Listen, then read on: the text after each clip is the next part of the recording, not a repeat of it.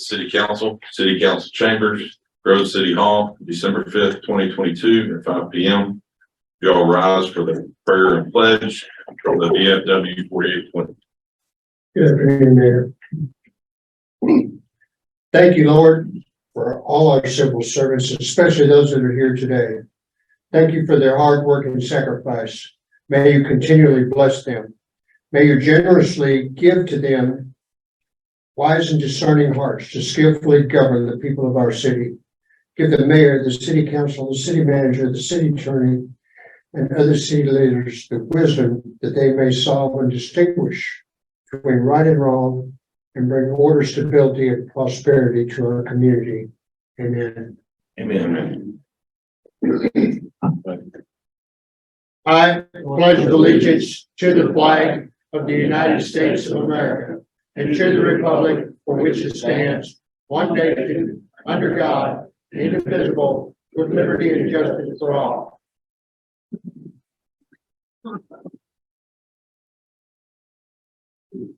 Thank you so much for that. City Clerk, a roll call, please. Mayor Bourne, Here. Mayor Pro Tem Dugas. Here. Councilmember McAdams. Here. Councilmember Oliver. Here. Councilmember Vincent. Here. Thanks so much. I'd like to welcome everybody to tonight's meeting. Item 4 on the agenda will be approved the minutes of the November 21st, 2022 City Council meeting. Make a motion, we approve the minutes of November 21st, 2022 City Council meeting. I second it. I have a motion and a second to approve the minutes of the November 21st, 2022 City Council meeting. Do I have any questions? There was one little correction. I got it. No other questions. Okay. All right. Being no other questions, we'll vote on the motion. Mayor votes aye. Mayor Pro Tem Dugas.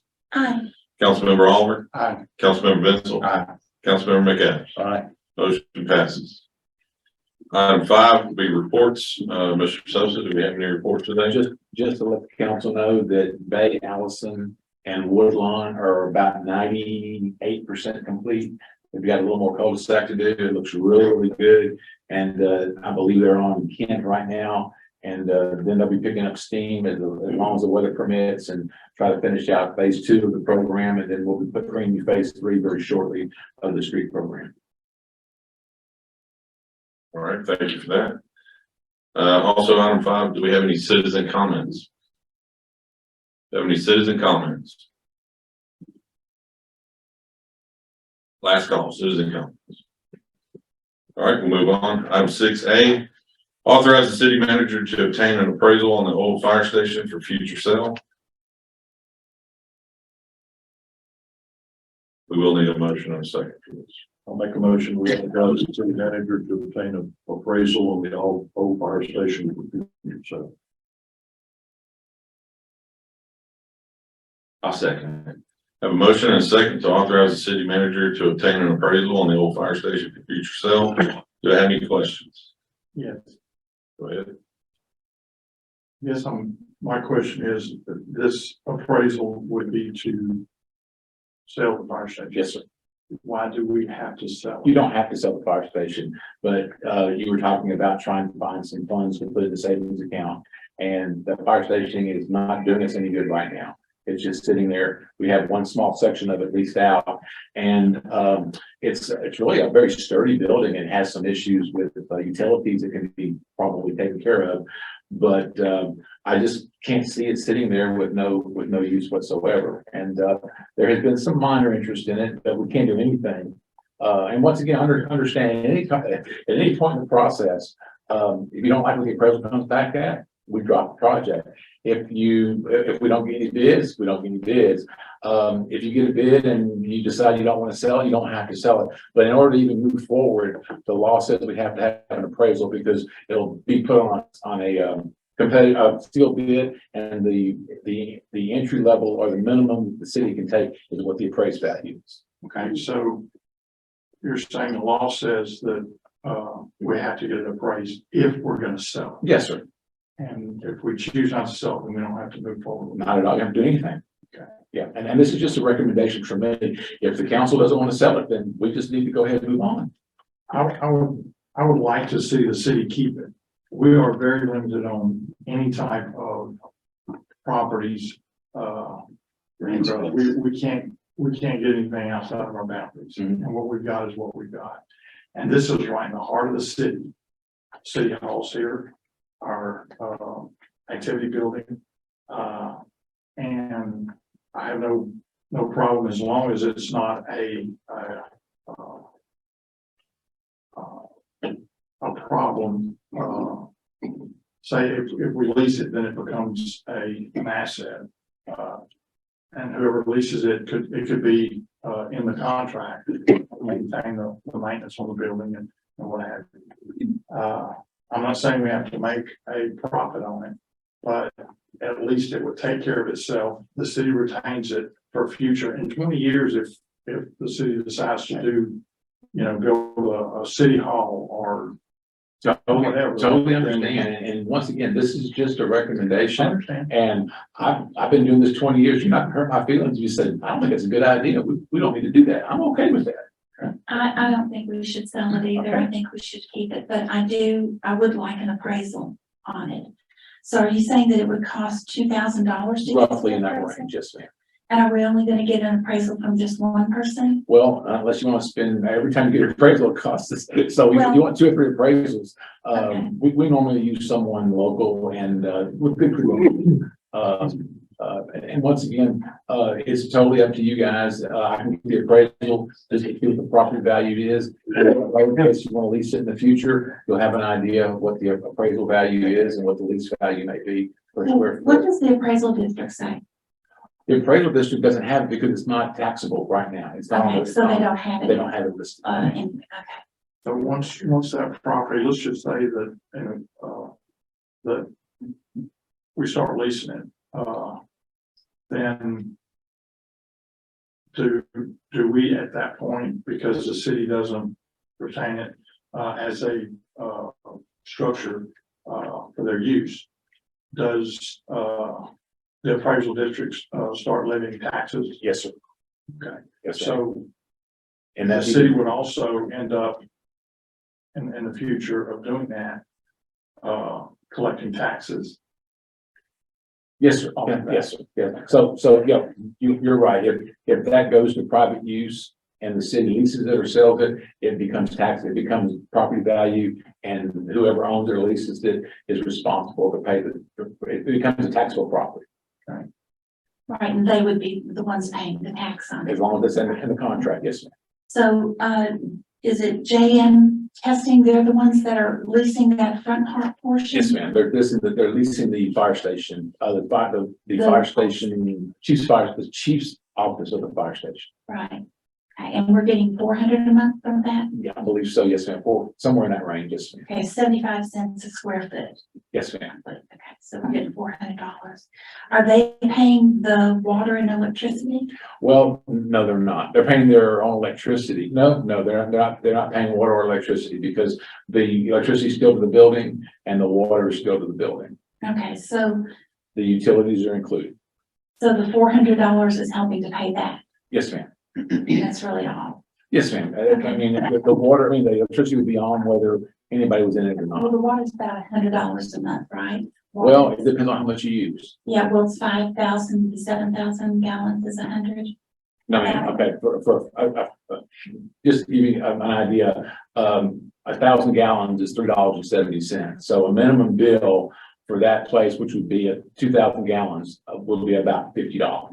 But when the fire department was there, it was about $100 a month, right? I mean, that's what the email said. That's Right. what I don't think we ever built the fire department, so I can't tell you exactly, but I don't think we ever sent the fire department a bill for their water. is the city still, doing maintenance on the generator? Or- Yes, ma'am, it's still our generator, yes, ma'am. Okay. Okay, and so for us to go out for an appraisal, we're looking at spending $2,000 for an appraisal. Okay, so if we choose not to, sell it, then there would be no reason to spend $2,000. Could we get a, realtor Market analysis, Yeah. sure, and of course, go that route? sure, And then if they put it on the market for us, then we're not, I can get a market analysis, this week. From a I real, would like to see us maybe do that before we. not a problem. Didn't we already do that? Have we already done that? Seems like we did I some. thought we did a long time ago. We had a realtor give us an idea of what the least amount should be. It was in the email somewhere. That's what they will get there, keep it there. That's good.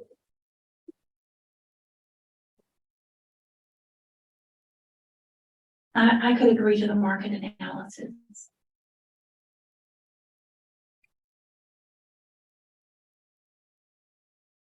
Any other questions? The motion on the floor is to authorize the city manager to obtain the appraisal for the old fire station future sale. No other question? Mayor votes aye. Mayor Pro Tem Dugas. Excuse me a moment before you do that. Could we redo that? I mean, could we amend that to do the market analysis instead of the appraisal? That would be up to Mr. McAdams. I'm good with it. Unless the amended make any comments? I know you can't answer them. I'll make any comments, Mayor. Would you like to say, Mr. Baden?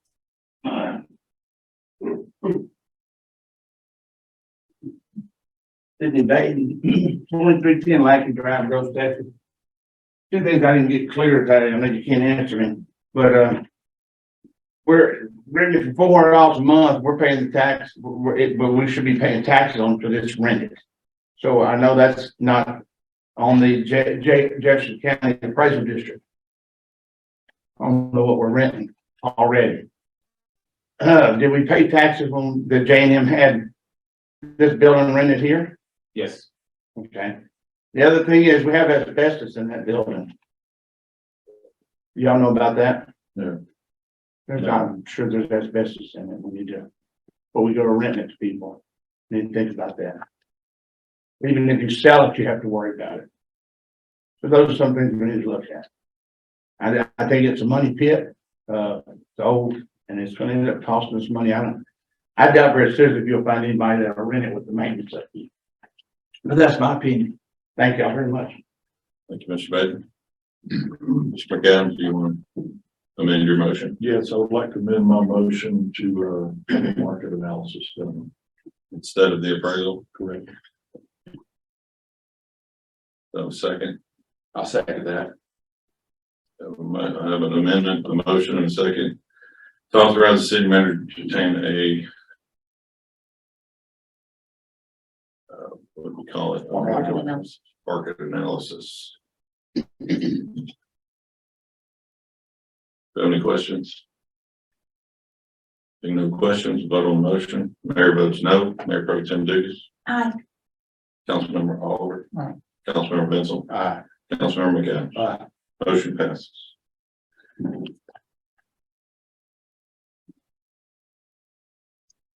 Seven B, discuss and take action authorizing One Eye Jacks Productions to film in Spikes Park on January 15th from 1 p.m. to 5 p.m. I'll make a motion, we discuss and take action authorizing One Eye Jacks Productions to film in Spikes Park on January 15th from 1 p.m. to 5 p.m. Second.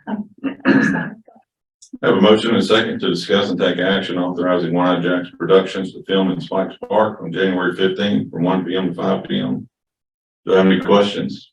The representatives are here from the production company if you have any questions. Okay. What are they gonna film? Is Is it gonna be a movie or a documentary or tell us a little bit about it. short for TikTok? It is a short film. It is we have a production company called One Eye Jack Productions. We also have a film company called Studio 220 Films, and we make faith-based films.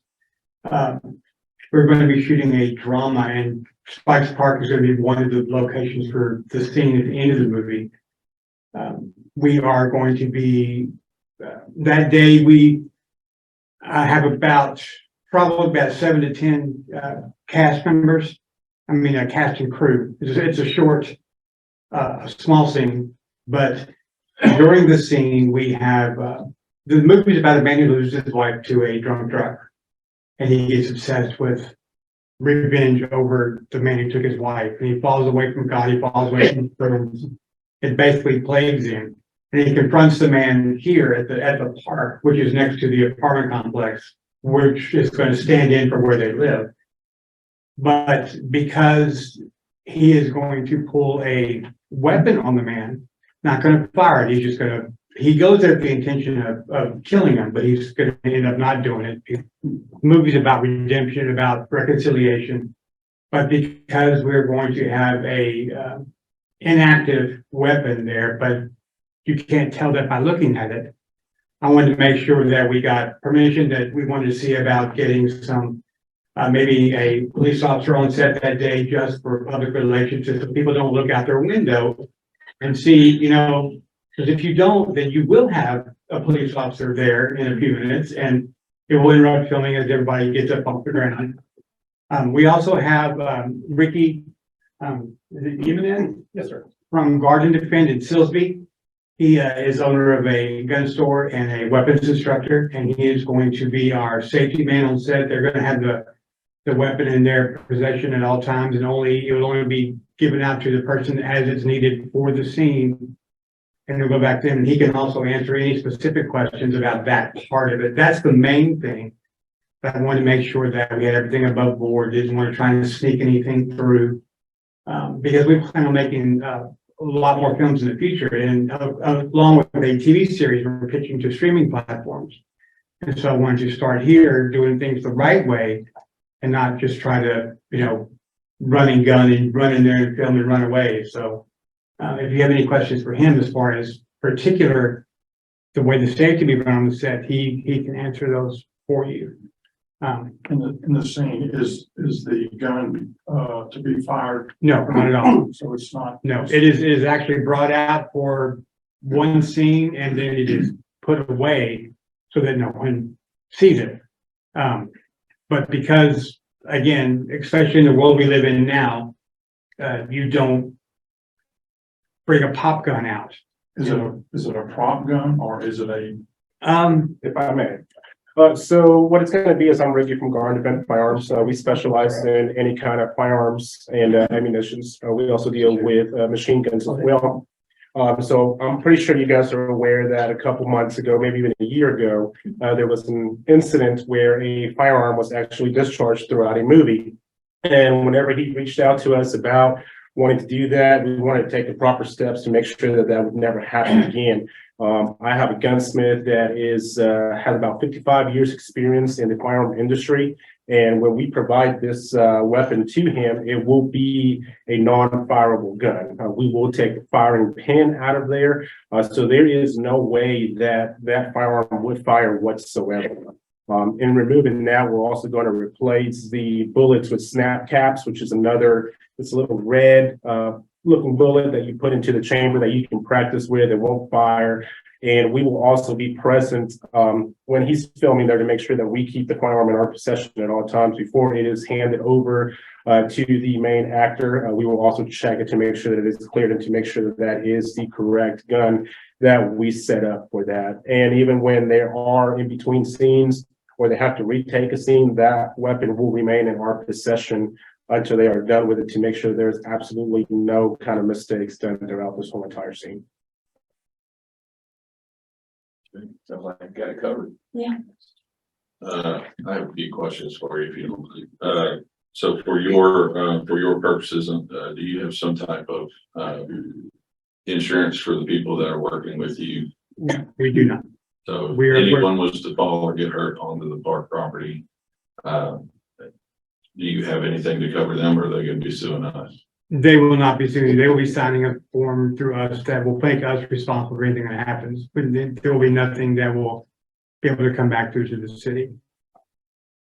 Would you mind supplying that form to Mr. Sosa? Not at all. You could give it to all of us. Not at all. I do not have it today, but I will make sure that That's you okay. get it. Just email it. Also, Mr. Sosa, are you aware of any other permits that they would have to secure through the city to allow this to happen? No, sir, not to my knowledge. And this park is first come, first served park, so I'm assuming you're gonna get there early and block off your Yeah, section. we're using one table. We're using maybe a 30-foot square section that's off of the running track and not part of the playground equipment or the workout equipment. So Plan to have any vehicles or any other, items, there will be a vehicle in some of the scenes in the parking lot, but nothing inside. the no, park. no, sir. Okay. No, sir. Okay. Also, if anyone would like, I have no problem providing anyone that would like a copy of the script, so they can read over it themselves and see exactly what's going to happen. Your residential drives. I'm sorry? We go residential, Yes, sir. I'm sorry. Yes, sir. and your film company is, Yes. Sir. We're actually live right on Grant and Terrell. My wife was born and raised there. I was born and raised in England, but you know, hopefully we'll not hold that against.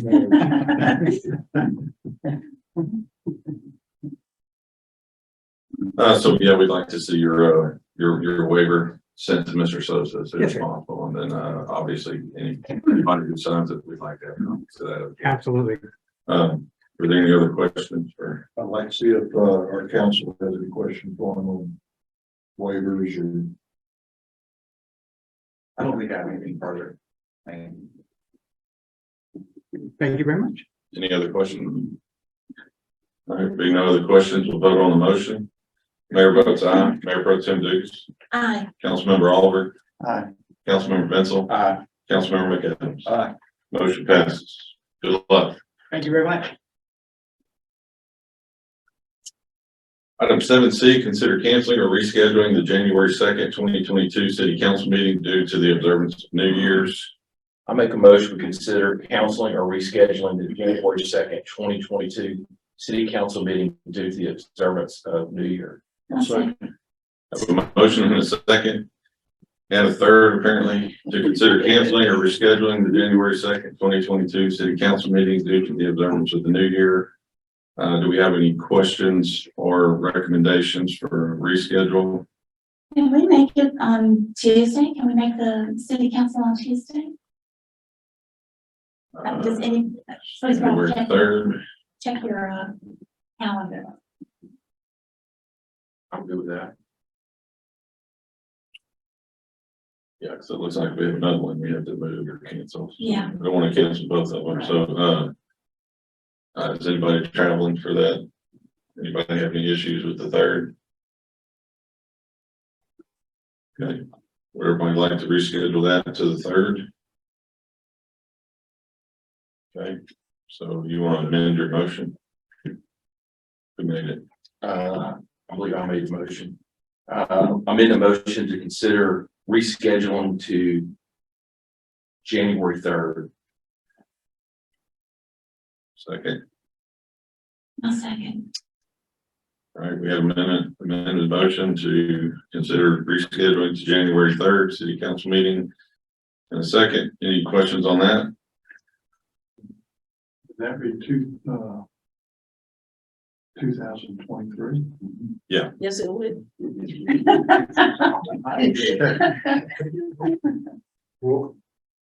Yeah, we'll make it the 2023 instead of 22. Any other questions?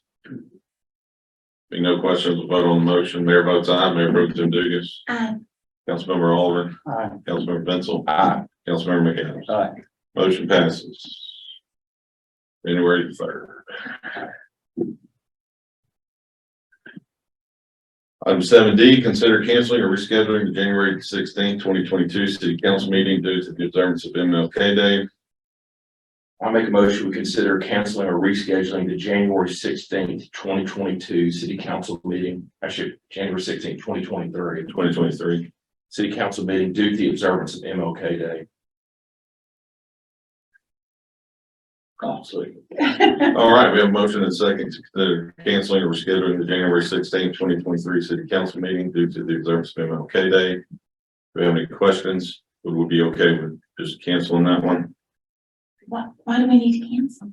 Why can't we just reschedule it for the next day? Okay. Do the 17th Tuesday again. I'm good for whatever day you decide, so. Me as well.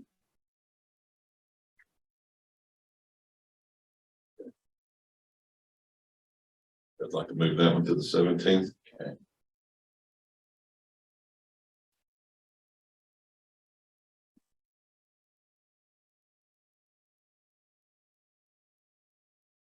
Guess we have to amend it. We could just say we reschedule it.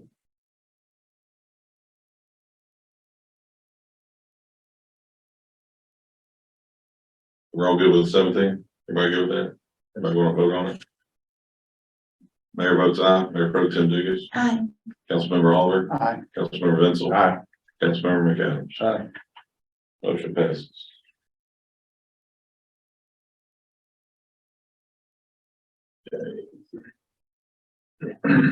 Item 6E, discuss and take action of the scope of improvement to the Groves wastewater plant. I make a motion, we discuss and take action on the scope of the improvements for the Groves wastewater plant. I'll second. Have a motion and a second to discuss and take action of the scope of improvements for the Groves wastewater plant. Do we have any questions or comments? Yes. Take action in the sense of approving the matter to move forward. No, actually, for the council to decide out of all the projects, which ones they want to move forward with. We've got, I believe, 4 projects. One is the headworks, so two of the headworks, one's the aerator and one's digestion. So I know council's been concerned about lots of things. So we felt the best thing to do first is to let council define the scope. Just how much of that do you want to do? All of it, some of it, none of it? I mean, we just need to know what the scope is so we can know where to go from here. That would be according to the memo that Lamar, sent us. The memo that well, Lamar's here. That was, I did that. yeah, it's copied from Lamar, but yeah, you sent it. This is the one you sent. Okay, yeah, that's from the memo I sent you. Okay. Oh, it is from you. I see your name up there. Okay. That memo that, it puts it all into perspective. It breaks it down as best we can. The The project, funding sources and the funding sources and the steps, 1, 2, 3, and 4. Yeah, I would like to make a comment. Oh, I'm sorry, I didn't make you weren't finished. It's okay. I was just gonna say that we have that $1,900,000, which is gonna be about 1,600,000 after. Okay, we have that to work with. Go ahead. Sorry. My comment would be, in my opinion, I believe Mr. Sosa and Lamar have given us a valuable way for us to pay for the project. My recommendation would be to do all 4. In my experience with construction, anytime we try to piecemeal something, we're going to end up spending a lot more money. We're going to run into a lot more problems. Because they have found a way to use our budget and use the money that we have available. And without going back to the taxpayers, I believe that is our duty, in my opinion, it is our duty to use the money that we are collecting to repair infrastructure that needs to be repaired. If we're not going to use that money to repair infrastructure, we should give it back to the taxpayers. But I would imagine that even if we had to pull money from other areas in the budget, streets or whatever, everyone here would rather drive on a bumpy street than not be able to flush their toilet. So it is my opinion that we should approve all 4 and we should allow Mr. Lamar and Mr. Sosa to use their resources to come up with a way to pay the money, and we should repair our infrastructure that needs to be repaired. That is my opinion, and I will yield for everyone else to be able to say their opinion as well. I appreciate, Mr. Mayor, your view of that. I feel with the debt that the city has with the fire station, and understood that that's money's covered from EDC, anything, I guess for the, wastewater plant, we would have to find somewhere in the budget itself, am I correct? Yeah, and they gave us a list of places where that money was gonna come from. Okay, and what, when that was discussed, it's available today, but we're looking, if we do this, a 20-year note. And so we're looking, for 20 years, we have to make sure that money is there, and we don't know that. So we're assuming that today we've got it, but tomorrow we may not. So then we end up with putting the city in a very, high financial position. I'm not willing to do that. I think that there is a more economical way to look at it. And I think you use the word piecemeal. And if we had a contractor come out, or I say a contractor, we would have to get more than one bid, but the scope of work, let's just say, would be the headworks, or whichever area. I think from my understanding, from the meeting we had with the supervisor of the plant, said that I guess the screen system, would that be the headworks? That's one of them. There's two headworks. There's a screening at the headworks and there's the grid at the headworks. Correct. Yeah, there's two. Okay. If we look at that as one of the, one unit, have the contractors come out and give us a hard money bid on this is what it would cost to replace the equipment and, put it back, everything back into service, but it would be upgraded to, new equipment.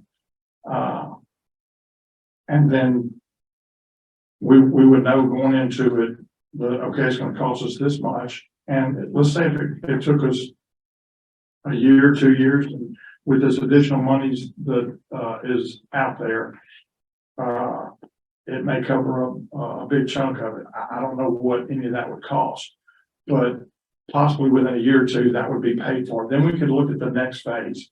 If we say that we've been putting Band-Aids on it for the last several years, and this is a 25-year-old plant, then we can do it for another few years, but we're upgrading as we go. And as this process goes through, then we need to have a maintenance program where every so many years, these systems would be looked at. Where we're not put in the situation that we're put in today, where we're looking at $11 million to revamp the facility that we have. Sometimes you just have to do things, I guess poor folks have poor ways. So do what you can afford, and live with, today, so you're not put in a position, In rebuttal to what you're saying, and I understand what you're saying. If your dishwasher breaks, you can save up and buy a dishwasher when you have the money. If your roof blows off your house, you don't save up. You fix your roof and you find a way to pay for it. Correct. And understand this city, these are not small projects that we have to undertake. Sometimes we have to bite the bullet and we have to do it. And you know what? In the budgets in the future, if this money goes away, we have to find it other places. And we have to regulate and find the money there. But we're not going to save up 11 million over the next 15 years trying to piecemeal this thing together.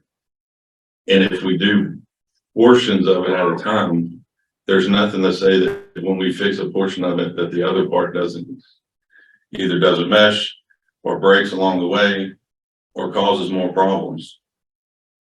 Anytime you take those systems and you start upgrading them, you're making the system better as it goes downstream. If you start at the headworks, so it's improving the process as it goes down. So, I guess I have to disagree with that statement, but I would like to see us, have, if Snyder, I think there's several companies around here. I talked to Dee here a while back about it. The bid price was 36 grand for them to even come out and take a look. Okay, but that was not, we're not comparing apples to apples there, because that was looking at everything. This is, we're gonna say, okay, the headworks, we're just looking at that one piece of it, where they give us a price of equipment, engineering, and everything to do that. One number, and however we look at that, I know sometimes you don't look at the low number to be, but however we need to look at that. That was looking at those 4 areas, is the number that, Well, these, Headworks number 1 and Headworks number 2, Mr. Lamar, do we have the cash to pay for this? What's the total on that number? Well, here, you wanna look at this, because you've got, all 4 projects and then without, so. Well, it's 1.9, it will be, with the grant monies, we have about 1.6 projected, so we need to find 300,000 somewhere else, which we do be have the able cash to? for. Yeah, we have the cash. Okay, so we would be able to do Headworks 1 and 2 and pay cash for that. That would be done. Then we would have to go to 3 and 4. okay, for us to ask, local contractors to come in and give us a bid does not cost you anything. If you have a scope of work that you want them to look at, and they come in and give you a bid on that, it doesn't cost you. Now, if you're asking them to do like we'd ask Snyder to do, so come in and evaluate, I can understand that. There's a cost of doing that. But for them to come in, if we tell them we want this area done, defined area, they can give us a bid for engineering, equipment replacement, whatever it takes, to do that. And that way we have, right now, and this started out several years back, with old council that had approved this, and it's came down to us. I've been here 2 years, and nothing's been done. So I'd like to see a little different approach where we would have some local contractors also give us a bid on this, looking at it in a little bit different manner than what it originally started out. If we do this in steps, isn't there the chance to later on where we get the other steps, we have to get them bid, correct? What pricing could come with? Anything not done now, I'm assuming it's gonna be subject to increased costs. So, the numbers were only gonna be good for whatever you choose now. This is $11 million we're talking about, and we're already have the fire station with 9 million plus additional debt. That's $11 million. I feel that even though, understand, Lamar and them look at these numbers, I feel in 20 years, it's gonna end up impacting the taxes at some point. So I would rather take it in smaller steps and do what we can afford, with the monies that are, available today, not assume that we're gonna have it down the road. Well, these are projected amounts anyway, aren't they projected? I'm Yes, sorry, for your funding sources, the list of your funding sources? they're all, It's projected. other So, than the cash on hand today. right, we're not guaranteed that. We would have to raise taxes, maybe considerably, to pay for it. No, ma'am, these We don't know. do not have to raise taxes on that. Well, It's we don't specifically know. done in there. You don't have to raise taxes. You can pull money from other places. You don't have to raise taxes. The $500,000 payment is 1/32 of the yearly budget. I see what they've got down here for debt service for 7 million and debt service for 9 million, but still, you don't know that for sure. 4 years ago, we put an extra $400,000 in streets. That can be taken back at any time. Yeah, I go back right to where we were with the street program that I fought for 10 years.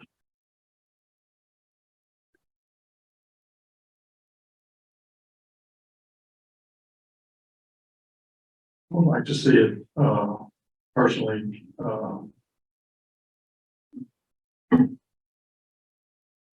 let's try to work within our means rather than have to go borrow money. And I would like to see it done 100% starting in January. Okay. Okay, well, let's say we did the screening, let's say we did number 1 and number 2 for the headworks. Let's say we decided to do that. Do we still owe Schneider the $145,000, or would they be doing this work? No, we still own because there's no cost savings into that work. There's no energy savings, which is what they did this for. So if we only do the first 2, we still have to pay them for their engineering costs. The only way we get out of that fee is to Even do if they one did of the the, work? is to do one of the energy saving projects, which would be the digestion or the irrigation.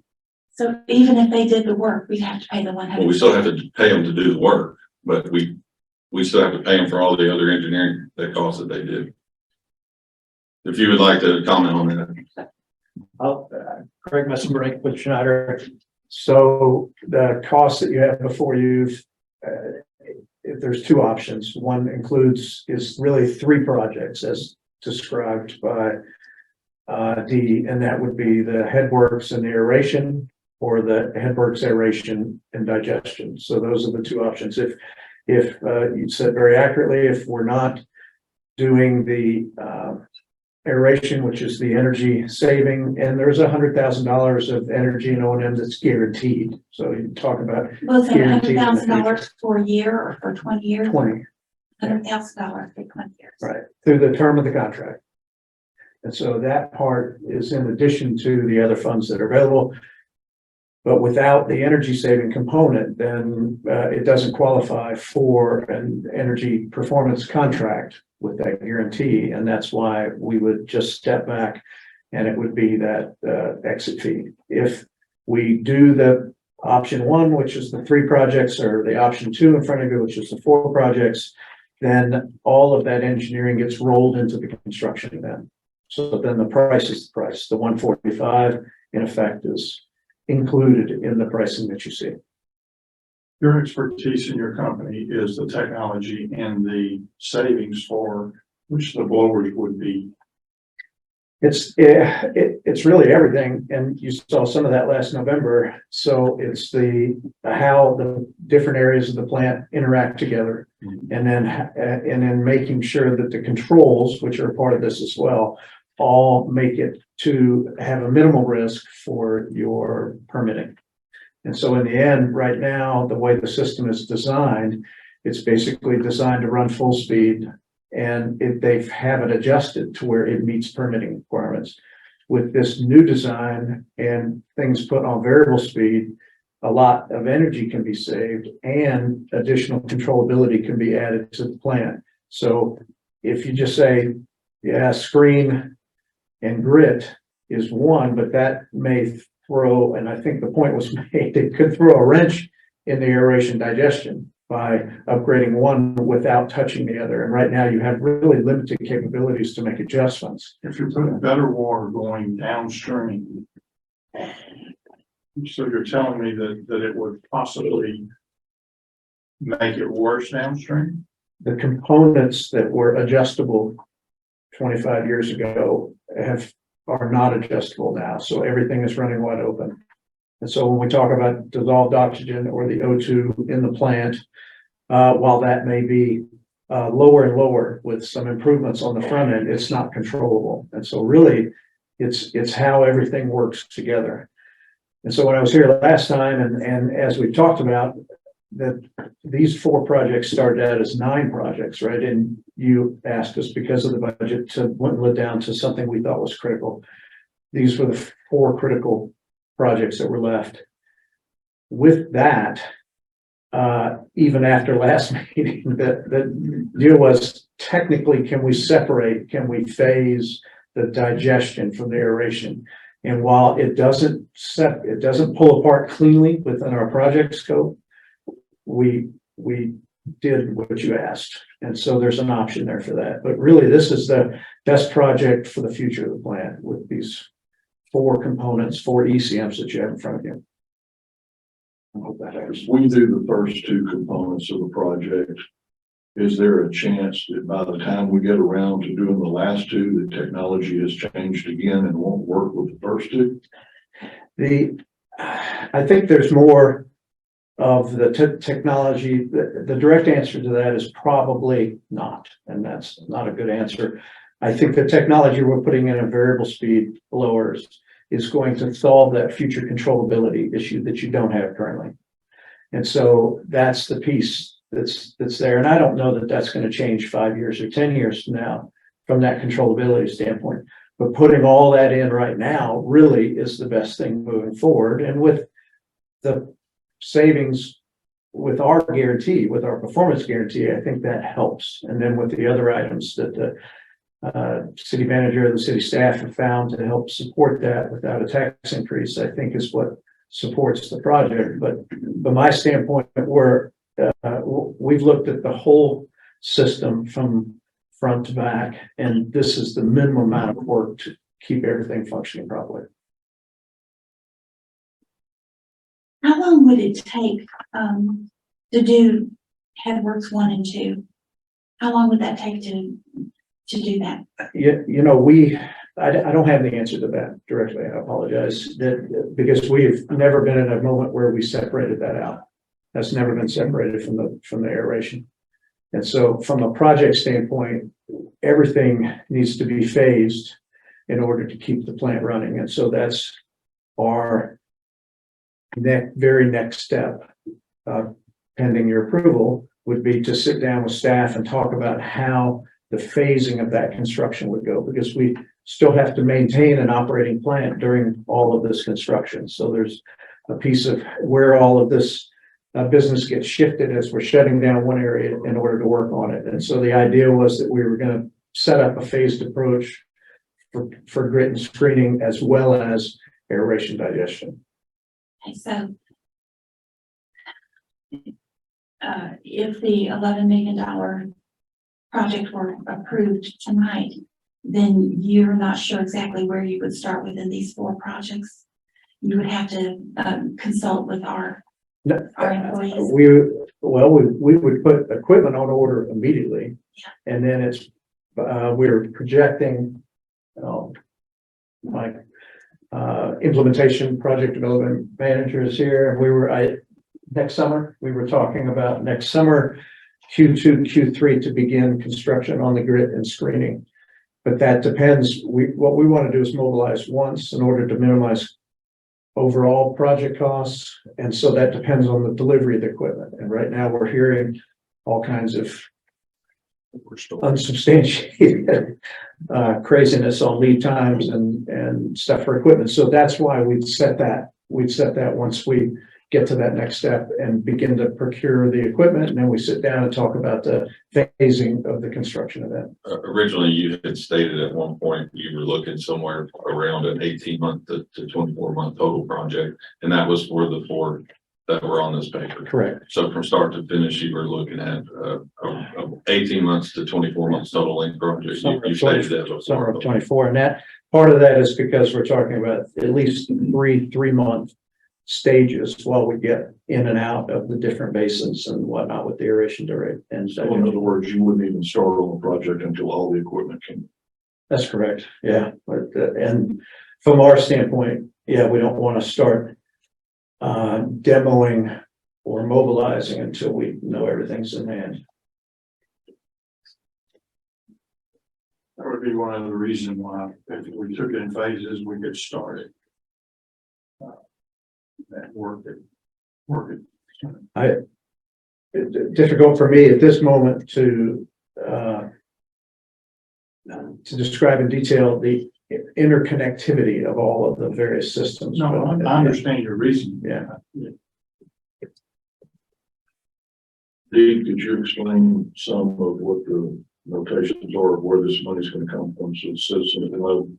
Well, first of all, none of it will come from taxes. We've been doing some research on our meter system. We've got 200 dead meters. And those are meters that no matter what, no matter the battery's good or not, they're not working. So we're in the process right now of replacing those meters. And we estimate that's going to generate about another $80,000. We are going to looking at taking our franchise fee from the system to general fund, lowering this amount between $150,000 and $200,000. So we will not be sending this money from systems back to general fund. We have our new lift stations are in excellent shape, and we feel that we can take about 100,000 from our lift station budget. EDC funds are available only if the EDC wants to do it. It's just an option. It's nothing that's etched in stone. But our EDC is coming in so well that if we had to, EDC could throw $100,000 at the project on a yearly basis. Our sewer maintenance fee that was increased in this budget will generate $125,000 a year. And we are basically changed the way we're reading meters. We put our meters back in the utilities, and we are going to improve meter accuracy, reduce and eliminate estimates. So we feel that's going to generate another $150,000. And then you really can't count this immediately, but we have future operational savings.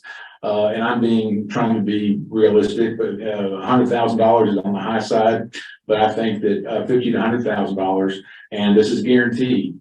So all of these funding sources will produce between $655,000 and $755,000 a year. And I think we need debt service on the whole project would be around $730,000, and debt service on $7.1 million, or all but the digester, would be about $570,000 a year. Just so y'all know that on the email that had for the agenda today, the memo that spells all this out is on that attachment. It's an attachment to it.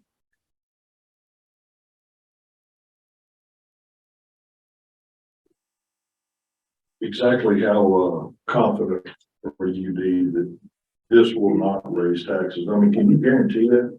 I guarantee it won't raise taxes. I really feel that here we're talking about rates. We're talking about water sewer rates more than taxes, because this is where we get the funds to operate utilities. So taxes wouldn't be raised for this. Okay, if everything went to hell in a handbasket, the rate would increase on the utility bill. It wouldn't be on taxes, because utility bills are what pays for the water and sewer. Lamar, do you agree with that?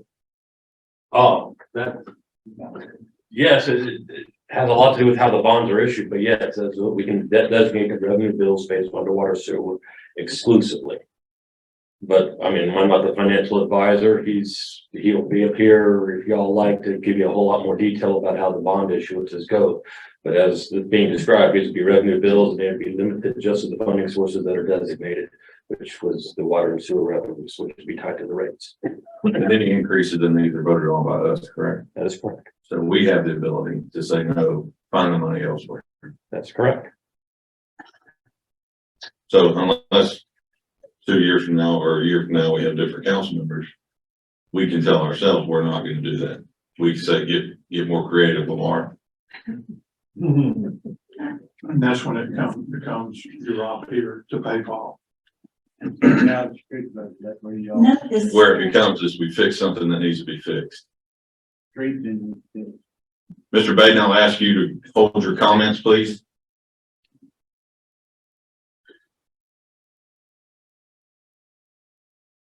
But if any of these revenue streams go south, we would have to raise taxes.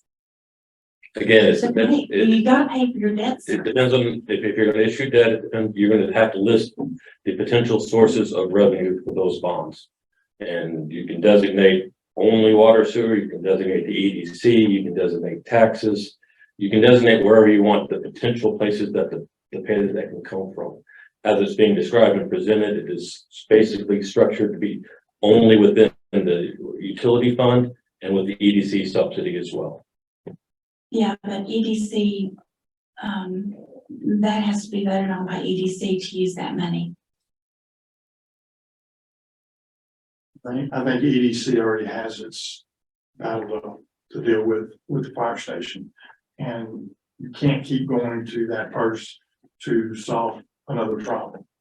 I think it all goes back to, we need to do what we can afford, without putting the city in a financial,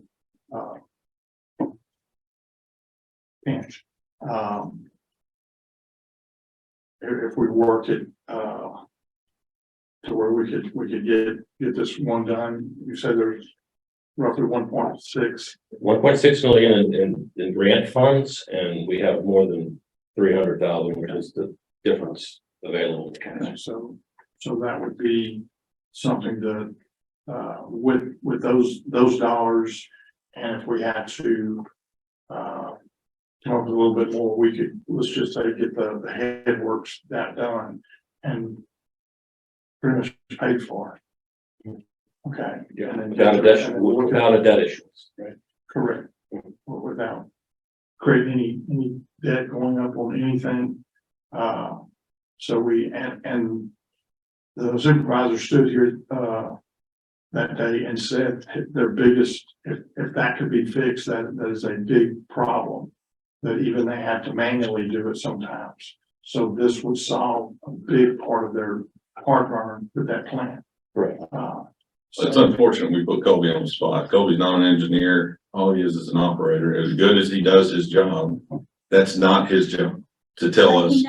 He knows how it runs. He knows I what he don't has know to do. that, I don't agree. You put him on the spot that day and it was unfair. No, it's not. It is unfair. absolutely unfair It to is have not. someone that is not his job. His job, and he knows how to do it. His job is to not build that plant. His job is to run it. I didn't say his job is to build it, but his job is doing it day by day. He knows how it runs. He knows what he needs to make it run. I think with And it's not unfair to ask a city employee, what is your opinion?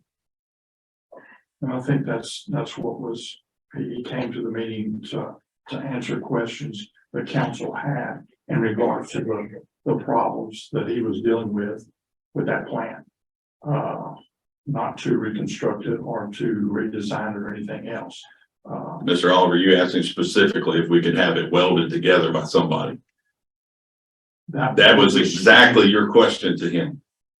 Could you have that? Was it? Could he have that? He is not, that's not his job. What was his answer? Sure, I guess. That was his answer. Okay. And that, you want to go off of that, or you want to go with the guys who have engineers and hundreds of people working on this? Well, Or the one guy who wants to answer your question because you're paying his paycheck? That was unfair. that's not why. That was an it's not unfair question. It is not unfair.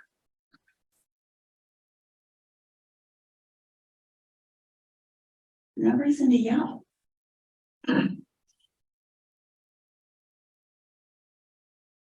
This is $11 million we're talking about. We've got the $9 million debt service for the fire station. Now we're gonna add $11 million all at one time on top of that. I mean, I want it done as much as anybody else does, but if there's another way to do it, If you want it done, vote yes. okay, that's just not even appropriate, right? That was a statement. No, that was being, nasty about things.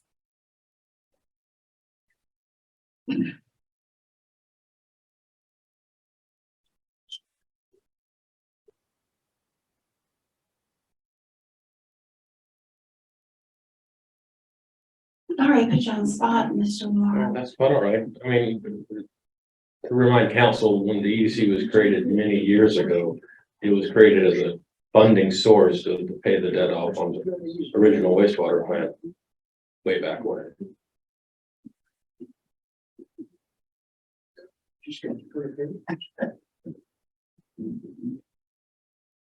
The wastewater plant problem should have been taken care of all along. The maintenance on it, the upkeep, the new parts and whatever should have been done all along. The past council voted for this I don't know if they even saw the investment grade audit agreement. But even that has questions to it. And instead of them saying, well, maybe we can do this a different way, they just automatically agreed to it. So now we owe $145,000. And we just paid FEMA. Like I said, I want this done as much as anybody else, but I'm looking at $11 million in debt for 20 years for the city on top of the 9 million. That's for 20 years too, right? The 9 million for the fire station? Yes, ma'am, we're a year and a half into it, but yes. Right. I'm just saying, if there's another way to do it, why can't we use another way? And we at least need to look at what the options are, and I think that if we got bids from local contractors, then it would give us one more option to look at that would help us make a good decision how we're going to spend our money. Can we do it without creating a bank note, or can we do it by utilizing the grant money? And maybe if we have to add a little bit to it, by shuffling money around the budget and have that part of it done, and no debt, no notes. And then look at the next phase. How can we do it? I do not want to see us have another note on top of the fire station, and understand that this is definitely an issue that's not going to go away. We are going to have to do something with that plant. I feel personally that my opinion that that plant was neglected, not to have some type of maintenance program where you would look at different systems and upgrade over 25 years.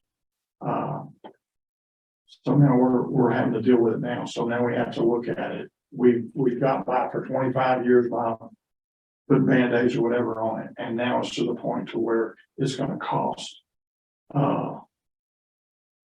money that the city does not have in its coffers to pay for it. But if we can take and upgrade a portion of it, then we're moving in the right direction without creating a debt.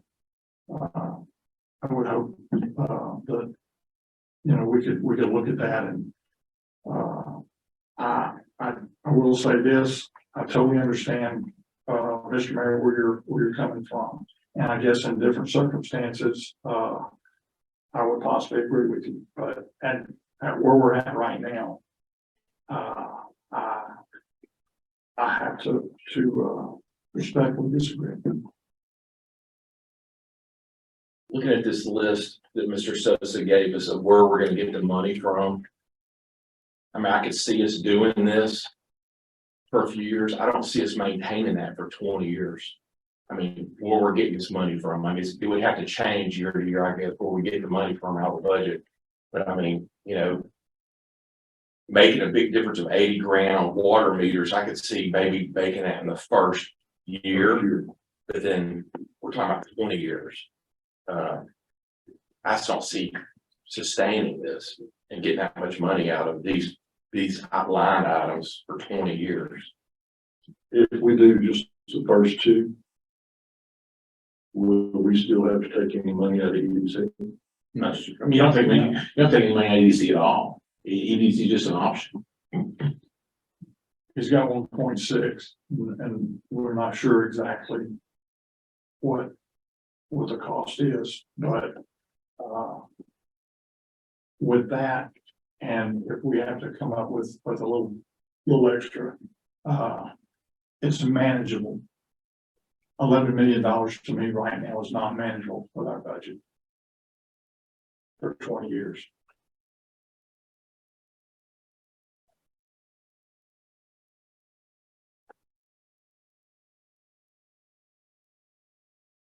Jump in. Yes, sir. Just to highlight or clarify, I think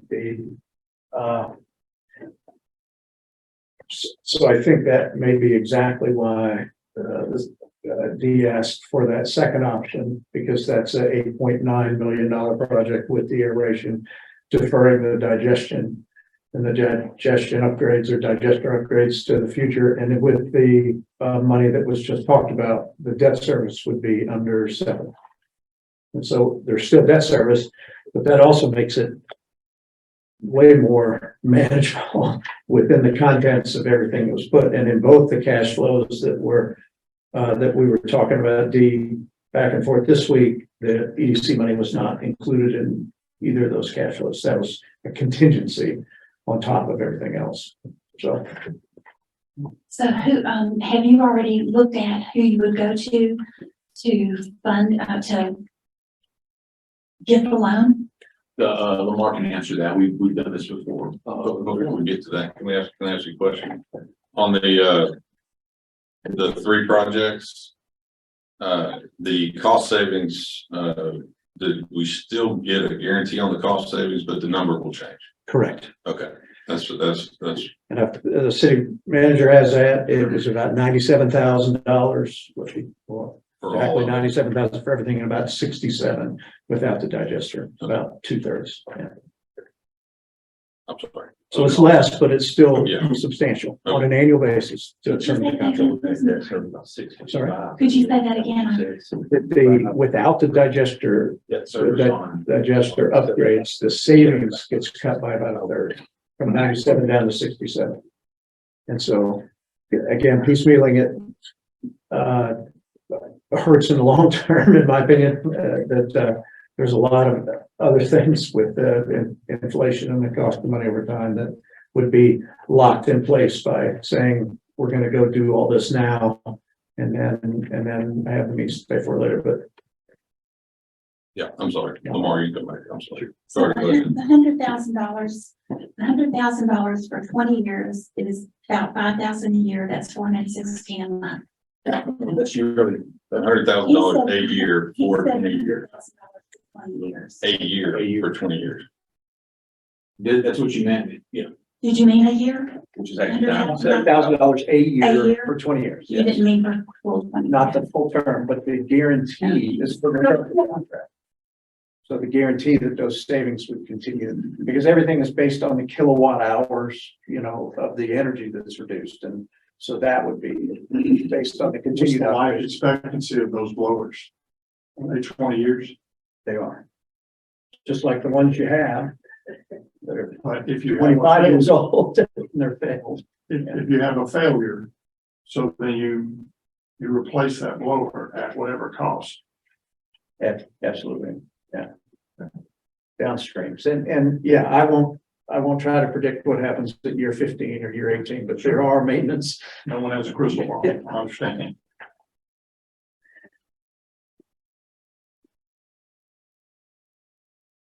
Sorry, Ms. Dugas, what was your question on Lamar? About the debt service, the potential debt service, where would the money come from? Oh. Is that the question? Yeah, that was the question. Well, I would be bringing, Yeah, who would you go to for? we bring in Mr. Gillig, he's the city's financial advisor, he's Yeah. pretty much the lead on all the debt issuances we've issued. He's presented to council the various options and strategies. And his job that he represents all these other debt issuers is to go out and market it, whether it's an open market or a private placement. He goes out and finds the buyers. Is he I'm sorry to interrupt you. Is he the gentleman that helped with the fire station? That is correct. Yes. I nicknamed him Money Man. Okay, so he would do that, but they would look at our total debt service, and what would they look at besides our total? They would debt have to service? package all our financials, and they would contact all their potential buyers out there and show them our financials and try to drum up interest. And he would counsel we'd talk with council and let it give you a preliminary idea of what he's looking at. And this the estimate we have, I think they have it in front of them, of the 5 and the 7, The 5.5% is his 5.5% is his estimate of where we'd able to sell these bonds if we went forward with them. And so when he looks at our financials, what's he gonna look at? Because I know he's gonna look at, this is how much debt. Well, he's gonna look to sell them regardless. That's kind of his job. It's the buyers that will price in what they see as the risk, if you will. And then obviously the more risk, the higher they're gonna raise their interest rates. And conversely, if they think we're a safe bet, they'll lower it. And so, Mr. Gilly tries to factor all that in, and that's where he came up with the estimate of 5.5%. Given municipality, given our bank qualification, which is some tax things that some of the buyers like and other items like that. The other item to be aware of with debt issuance is we're looking at 3 to 5 month lead time to get that line sealed and delivered. Have the cash on hand. So the note, you're looking at the note on 7,000 being 569,722. So that's per year. So how much interest would that be? Did I not break that out? 5%. It's 5%. Well, I know it's 5%, but I'm talking about actual dollar amount. Did I not? That we. Yeah, it's on a different email. Oh, okay, yeah, there was an amortization. I gave you what basically a level payment every year would be, and of that, it would switch, principal and interest would kind of eventually flip-flop as you go over time. It's like your mortgage payment. Your mortgage payment is constant. Yeah. Of that, so much is interest, so much is principal, and as you get closer to paying off, it becomes more and more principal. But y'all have that schedule. I don't have it. Let's see, on 5%, let's see, 5%, you would do 6%? Because you said 5.5, right? 5.5 is his estimate. For the 9.1 million, the principal was 250, basically 250,000 a year plus the interest of 546 with a total payment of 793. That was the 6%. And then of course it switches as it goes down over the years. Year 20, you're paying 748,000 to principal and 45,000 to interest. That was at 6%. On the 5%, starts out 275 to 455 and then ends at 695 to 30. I don't know if y'all are on that one. I know I got it. I don't know. Make sure I you guess don't get- you didn't send it to them. Or you didn't send it to group. I didn't remember getting that. I was looking through emails last night, but that's, That's I fine. could have missed it. I could have I'll missed be it. happy to send it to the adjourn. I think you'll have the level payment. Yeah. Yeah. I mean, that's the payment every year.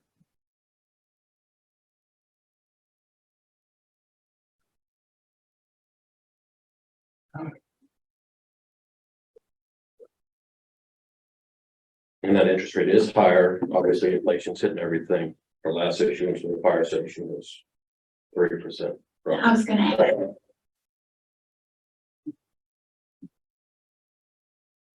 And that wasn't an estimate. That was just his best guess. Yes, absolutely. If we look good on paper, someone could bid it lower just to try to get the. Agreed. But that's, they can also bid it higher too, so. Well, he would know would be a good guess at that. Indeed. I mean, these buyers know what they're doing. They're gonna look at all the revenue streams that could help pay off the debt service, and they know how to estimate how those may project out.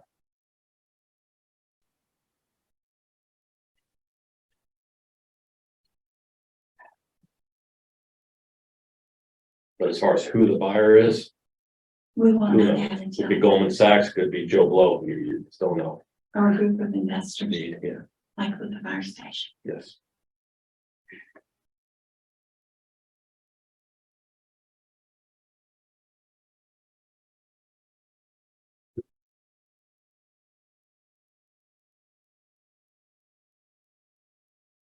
Do you have any other questions?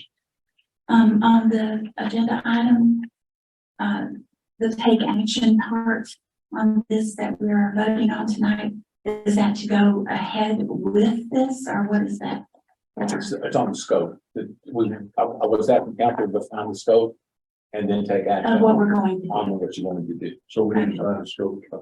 Well, I would think so. I think we need to, At this point, I believe Schneider wants to kind of move forward either with us or without us, one way or the other, hopefully with us, but I think they're ready for a decision. So as a council, we would need to either pick which projects we want or shake hands and tell them to go down the road.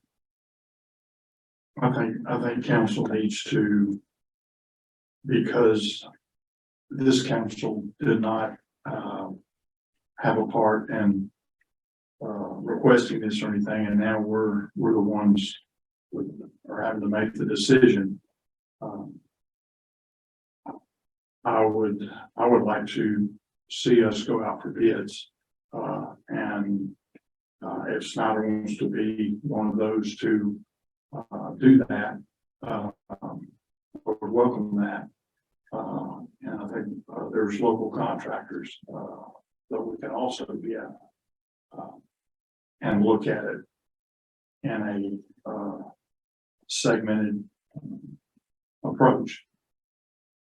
And I would like to see us utilize the 2 years of work Schneider's put into this and get this project started and get it underway and get it finished. In my opinion. I'm sorry, I didn't mean to interrupt. No, that's okay. Go ahead. So what we would be deciding tonight is the scope to do all 4 or 2 or go out for bids. there's a third one in there. There's also one where you would do the headworks and the aeration. That's an option as well. That would be the 7.1 million. All 4 would be the 9.1 million. Okay, so okay. And just to be clear, those numbers are the numbers after the grant money has been used. Correct. So technically, the 1.7 is 9 or I'm sorry, yeah, 9. Yeah, Because you gotta add the that 1.9 represents to it. the debt that we would acquire. We'll sell that much debt. So the total project is actually Almost $2 million 1.9, more. yeah, almost $2 million more, just to be clear. That would just be what we would have to finance. So it would be either do 1 and 2 headworks or all 4 or 1, 2, and 3. And 1, 2, and 3 is 7 million, right? Correct. 1, 2, and 3 is 7.1. Yeah.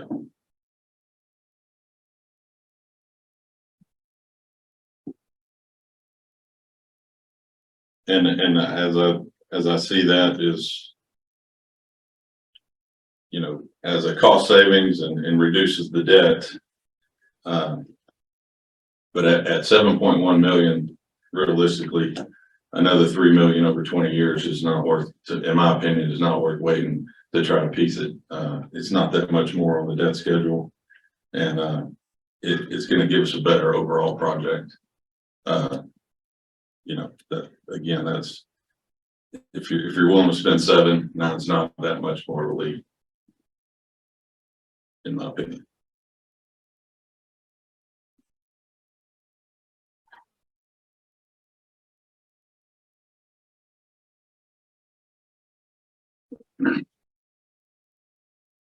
And we have to vote tonight on this. I mean, to do the scope, we have to vote on that tonight. I don't think putting it off is gonna save. I mean, I think I think it's only fair to Schneider and their group that either we're gonna continue to use them or, like the mayor said, we're gonna part ways. But this has been 2 years. I know COVID was a big problem, but I really feel like the council needs to define the scope so we know where to go from here.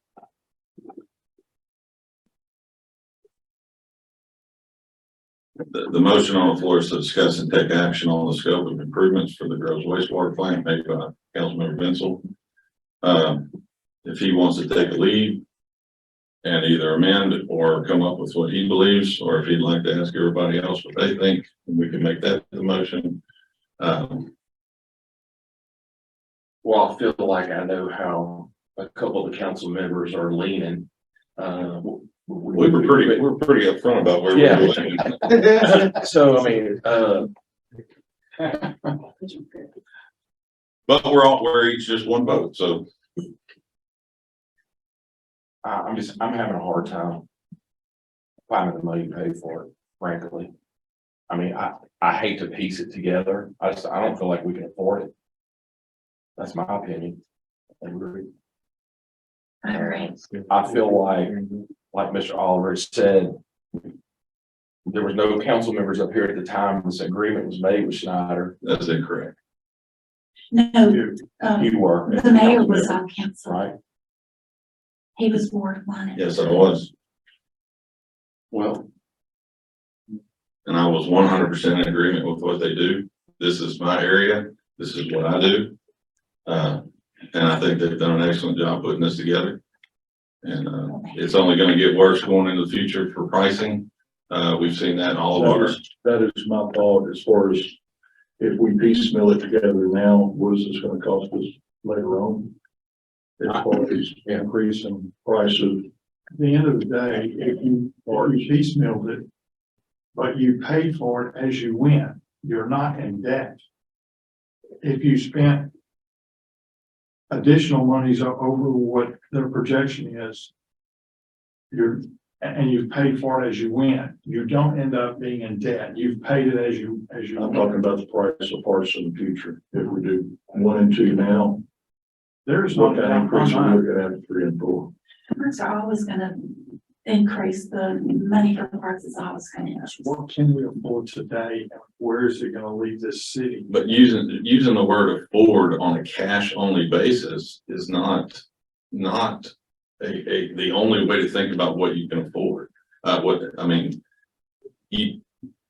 We can't sit here and save up $11 million over 20 years and then try to pay cash for everything. That's not how it works. Or it shouldn't. I don't believe that's how it should work. So I understand what you're saying, but a big ticket items in a budget this big, sometimes you've got to do what needs to be done and then fight the good fight and pay the bills that need to be paid. And sometimes you have to take things from other places. If we didn't have the fire station, I would totally agree with you. But I can't with that. But these are different funding sources. And I asked Mr. Sosa to not put the EDC as an option on there. He had already sent the email because I knew EDC was going to be a sore subject. And I don't believe we should use the EDC funds unless we were in some type of bind or the EDC showed an extreme growth and they had an excess of funds. But at this point, in my opinion, they've done a good job of showing us where we can get it. I don't think it's feasible to save $11 million to pay for cash for something, especially if it's going to take you the next 15, 20 years to save that money and do piecemeal work. When now, if it's 3 million now to do the digestion, it may be 6 million later with cost increases and re-engineering and technology. And as we go through this, we've got $1.6 million a grant that costs from the city one time. So 2 years from now, if we have someone working on looking for grants and stuff, we might be able to grant through its completion without costing the city. I would rather look at it as things are today. Look at the possibilities of working it that way. Not to say that the city can't generate some dollars to put toward that. But we've got, if we've got a grant where we can start the process, then why can't we look for grants in the future as we move through this to be able to help pay it and help afford it? So out of Was pocket. that grant due to Harvey? COVID. COVID. And Mr. Oliver, you said something very relevant because one of the things that our grant team does is continuing to look for grants in the way, whether it's TARP or anything else that's coming down the pipe, can be used to pay off that debt service, for instance. So that we find something a year, 18 months from now, it could be used to come back and fund this piece of debt as well. And that would be if you were working for us. Well, that's part of our services. Yes. But And if then we shake hands and part ways, you're probably not going to be giving us a call. Doesn't mean it can't be done. It means we wouldn't be the ones helping it. One of the things that Ryan has really worked hard on in the last 3 months is maintaining a pricing structure, which is going to change January 1st. And so that was one of the things that was emanated up and I think caused you to make the comment why we're here today saying December of 22 is a good time to do this. And there's a lot of other things coming down the pipe in Q1. We'd like to get this thing done so we can go through procurement now, even if lead times are 9 or 12 months on some equipment, and lock the pricing in now, because there's a lot of uncertainty in the future. And it could be in that, it'd take any guess, but from our perspective and the folks that do this every day in Ryan's department, he's looking at 20 to 30% increases in equipment. And then labor is labor. And so whatever that prevailing wage is and how that increases over time seems to match more with inflation. We hope that's going to drop back down, but it's been high here recently. So we've got a lot of things locked in place that are locked in place till the end of the year. And we're pretty excited about the project, whether it's the 7.1 of debt or the 9 of debt that get you into this with the guarantees and some of that cash. Not all of it, obviously, as you've noted, but some, whereas if you go to the piecemeal method, none of it is guaranteed in the future. And so we hope that you consider looking at that. Mr. Sosa, you were working with someone about grants for the wastewater plant. Yes, ma'am. How's that coming along? Well, we'd have to, this would be in addition to Schneider. It was Missy Barba that we met a while back, and she does this, and we'd have to sign an agreement with her. And I haven't brought it to council yet, but anything that she would bring us, if it's a state grant, it would probably, her fee would probably be part of the grant itself. The grant would pay for her. Yes, ma'am. Yeah, so there are some grants out there, but I don't know enough about it to tell you which ones. But we could actually, work with Schneider and work with her both to see who could get us, if they could get us some grants as well. Okay, so so we have not signed an agreement with her. No. Even though the grant money would pay for her work. Most of the grants that are out there, the grant pays for the consultant's fee. Is there a reason we haven't? Well, because I didn't know the scope of the project, didn't know how much funding we would be needing. So when you go out for grants, you gotta have a little bit of an idea of how We much, don't have exact amounts. not exact amount, but around a figure of what you're gonna be looking at. So we could have used the 7 million or the 9 million. Oh, yes, yes. 100% of the grant money goes to you if we help you. Okay. There's no. I would say we're all rooting for you on that front.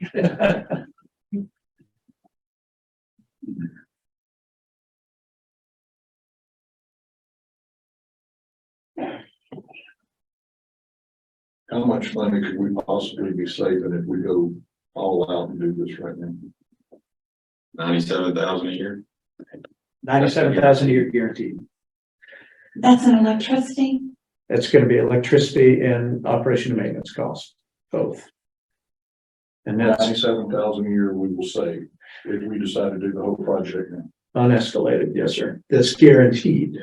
And that escalated value, and right now in a cash flow, we put a 3% escalation on that because that's very typical. And so it gets bigger over time, obviously. This 97,000, is that considered energy savings as well, or is that just parts with equipment? What the operations and the maintenance, break that down for me. Sorry, Mark. It is all those things. So it's, the energy component is electricity, kilowatt hours. And then the other component, the maintenance operation component, is the parts and pieces that are spent currently on that equipment, maintaining it through all the 4 parts of the equipment, the headworks, the aeration, the blowers, diffusers. It's expensive to maintain those. That would be maintenance though, right? So what would be the operations part of it? Right now, Those two, we use that O&M term together, but it's the same. Okay. What percentage would that be in electricity? It's a great question. We have that printed out. I want to say it's 25% of the utility bill currently. So it's pretty significant. and it's 60% of the 97 is energy. So it's about 60-40, basically 58 or so thousand in annual energy costs and the remainder in the O and M of that 97 that we're talking about. And that, as Ryan indicated, 25% of the utility bill. And on the, what you stated earlier on guesstimate, in a piecemeal process, we're looking at potentially a 20 to 30% increase We're seeing, in just materials alone. And is that for, if we waited 1 year, 5 years? I know it's just an estimate. yeah, right now, everything's up for rebid, you know, with. So you can see a everybody we've talked 20% to. increase January 23, you can see another 20% increase in January 24, and so on and so forth. Unpredictable. $1,000 motor could be a $4,000 motor in 3 to 4 years. And I think that's worth mentioning too, you know, big advantage, not just energy saving on that third project, generation, but the really big advantage is the redundancy. You know, right now there's 4 blowers. This is the heart of the wastewater treatment plant, that is the aeration. 2 of the blowers are completely dilapidated. They're That's the gas blowers. Those are the back. They've been on for a long time. So there's really just 2. There's no redundancy there. So this project, there'll be 3 blowers. And so there's the 2 plus a redundant blower. And it's really difficult to overstate the importance there, because when that aeration is not functional, the plant is not functional. And there's no equalization base and there's no storage. So I mean, those machines are critical. So On the blowers, and we probably should have asked this before, is there a cascading or a stepping, or are we gonna use? We're not just gonna use one blower until it dies and then go to the next one. Are they going to circulate so that they wear and tear equally over the next course of the years? that's exactly it. So they operate with the VFD. The one ramps up and then reaches a certain threshold, 75%. The second one will come online and will equalize, and then they'll both ramp up. The third one really is standby. And so in an effort to keep that wear and tear down, there's a lead lag standby operation there. So there could be blowers 1, 2, and 3. And over the course of a month, they'll change. Blower 1 might be the lead for 1 month, and through the control system, it'll automatically change blower 2 to be the lead so that it equalizes that runtime. And the controls may be something we're not spending enough time talking about, but the controls are part of this. And this is gonna be an automated SCADA system where with, you know. And it's new sequencing, it's new programming. It's not something you can go out and rip and replace and get that kind of operation. The 2 blowers that, I'm sorry, Paul, the 2 blowers that are not working have not been working for a very long time. So we're talking years it hasn't been working. That's correct. And that's why we're so complimentary of staff. And those are the natural gas Because blowers. they've been really In the keeping case of something an going. electricity failure, I believe, correct? Well, they never were used, right? They never. We got a generator. worked. It never worked well. That's what we Yeah. hear. It never worked correctly. And so now they're just, it's a critical path, but the staff is maintaining it. They've done a terrific job, but it's really one failure away from a major upset. With the engineering, done, looked at for this project. Say y'all were to do, project to its completion. All the engineering schematics, and all that, does that become property of the city of Groves? It does. Yes, sir. Because in the investment grade audit agreement, number 6 details ownership of work products, Mhm. and y'all own everything. Until the construction contract. So if you opt out, then that's the exit fee, and we take that design with us. If we go to construction, then it's all yours. Everything on here. Well, that gets assimilated into the construction agreement. So that goes away in effect. And then the new construction agreement that Mr. Monk has vetted already, has taken a look at, includes all of the scope, design, drawing packages, submittals, and all the things that you would own in the end. And training also. Correct. Absolutely. I'm gonna tell you my opinion. With everything that's been said, and this is a scary situation, scary time. I'm putting a lot of faith in Lamar, and I'm putting a lot of faith in Dean. I think for the savings of the money. And I'm in the black valve fitting business. I know that how it can fluctuate up because it's been skyrocketing. That scares the heck out of me. I said we go all out, get them all for them. I have a question for you, Diane. With all being Oh, I'm said, sorry, come to the podium and state your name and address, please. well, I'm Jennifer Chang, IC donor owner. I have a question. So let's say all is being done, all now, what preventative action are you taking to make sure that doesn't happen again, right? So there should be a preventative action, even though you'll restart the program, do everything you have to do. There's a maintenance that has to be done. Will the maintenance contract be part of this program? With this contract, they are offering us a service plan for our staff to follow. They're going to train them on all of the new procedures and also that service plan. And then it'll be up to our staff to follow the implemented service maintenance schedule that they put out for us. That is part of their package. Okay, okay.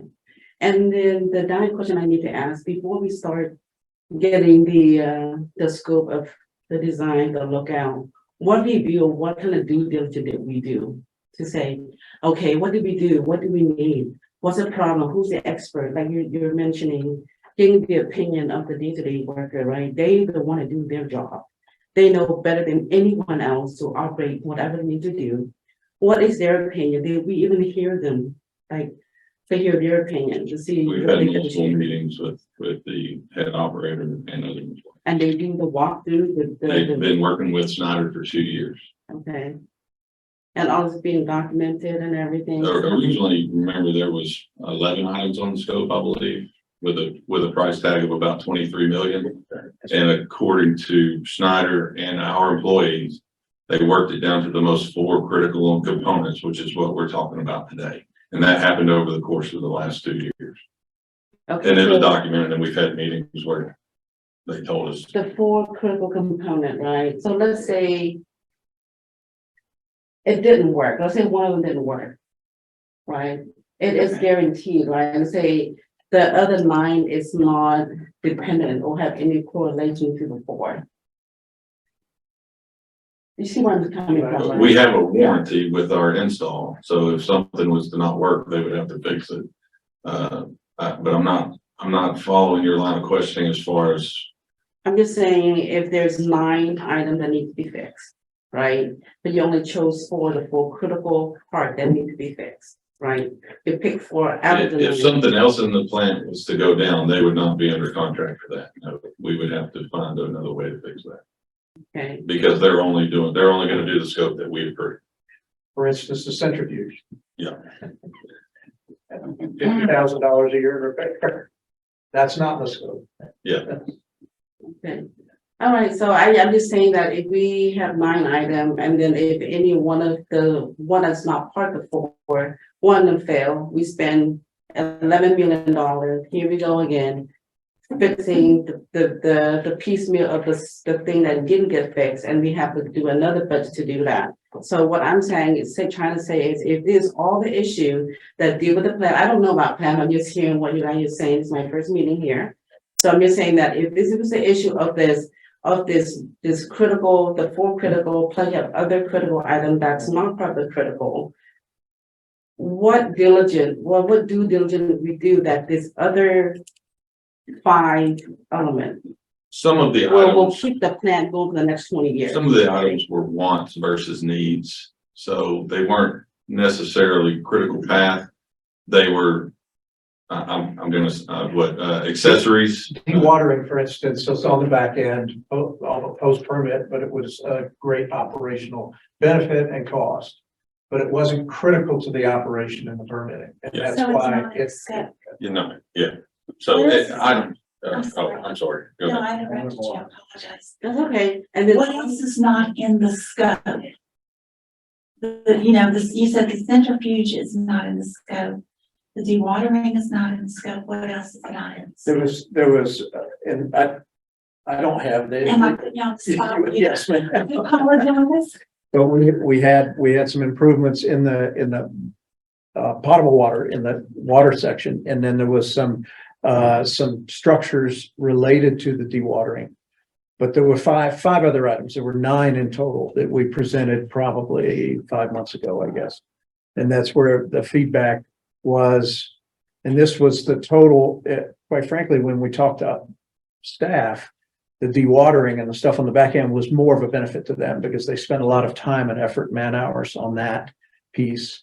But that wasn't critical to the permitting, and that's what you asked for in a slimmed down scope. So we came back with the 4 items, which are the headworks, the 2 items, the grit and screening and the headworks, and then the 2 aerations, which are the energy piece. And associated controls for all. I believe you originally, I think a new plant was 30 million, the 9 70, items. 75. Okay. And And that may have doubled in the. we were somewhere around 23 or 25 for all of them, and then we narrowed it down to the 11, Yeah. or the one, well, I have a question for you. We did calculate the savings, right? On the kilowatt hour usage. Correct. So on the old plan, what kilowatt hours are we using? What have you leveraged your savings? Well, I think Ryan indicated it was, if we equate those kilowatt hours to the dollars, it's about $125,000 a year. So today's plan, what are the kilowatt hour usage per annual? Or how do you calculate that? So you're taking the old. Yeah, kilowatt hour- we're literally looking at the bills, and then we came out and put sub-meters on the specific devices so that we could measure the energy usage of those devices. That's how we, and then in the end, there's a third-party engineering effort that's going to confirm those energy savings, because that's how we, that helps us to guarantee that. So that when we make those calculations and say, this is what the energy savings are going to be in kilowatt hours and dollars, then we put our name in it. If you tested, say, 100, let's say, I don't know how many days or how much money you're using to test and say the current usage versus the brand new usage. But let's say you do month to month, or just do the whole year, because there's low season and high season, right? Right. So what is the total usage and what is the total saving based on what your new meter put in place, and how long was your testing time? Well, right now, we're able to look at the utility data, and you guys can jump in. But we look at the total utility, start with the utility bill. So that's the Correct, actual but I just want to savings. know how long, for how many months? We went back 24 months. 24 months, Yeah. okay. And then the testing saving you do for 24 months also, or how often? The testing we do for long enough in order to get a representative sample. In this case, it was, you tell me how long the sub-metering took place on this job, usually about 2 months, 6 weeks to 2 months. We'll gather that information to try to verify and put it up against what's actually coming through the meter. And that gives us the confidence to guarantee future savings. But I get that, but if you just saving only, if you do it on a low peak season, right, peak, the kilowatt usage would not be as much every year in high season if you use in July or August, right? But if you compare apple to apple, you're not getting enough savings. So I'm trying to get us more Well, saving here if you you do. think about your house where, and when it gets hot, your AC kicks on, this is water. We treat the water every day. I'm not there's- talking about water, Mayor. I'm That's what talking we're about- talking about. Yes, I don't talk about water. I'm talking about saving on kilowatt hours. The kilowatt. Mayor, I hate to interrupt, but I don't believe that I don't believe y'all can answer any questions at this time to, since if you'll check your. No, I'm just saying, I'm just trying to save the money, city more saving. That's all I'm trying to do here. Yeah, But if I mean, you- they've been working on this. Yeah, but I'm just. And saying that everything if for you- us is modeled. So we'll model it through the season. So we take the measurements and then we model every rate change every season when the per kilowatt hour rate goes up in the summer, down in the Right, winter. right. All of that is put in the model.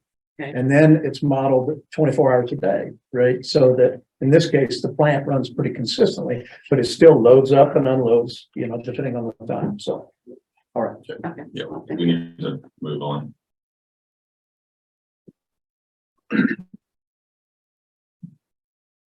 So we are under discussion.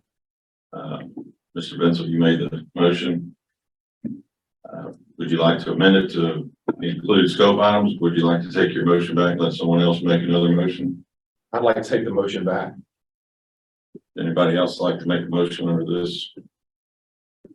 I'll make a motion that we do, phase 1, 2, 3, and 4. I'll second. We have a motion and a second to do phase 1, 2, and 3, and 4 for the, debt service of 9.1 million. Do we have any questions?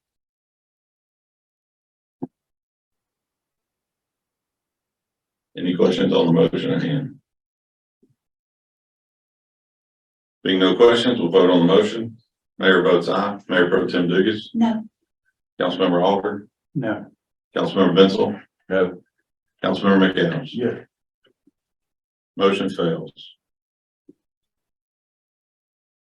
We have another motion on this scope.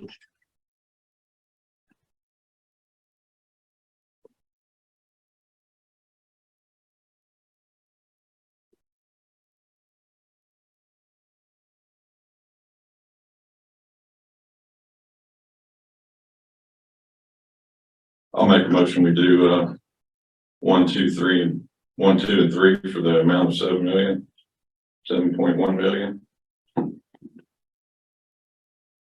I'll second. Have a motion and a second to do the scope of works 1, 2, and 3. Have any question? Being no question, we'll vote on the motion. Mayor votes aye. Mayor Pro Tem Dugas. no, Councilmember Oliver. No. Councilmember Benzel. No. Councilmember McAdams. Yes. Motion fails. Have any other motions?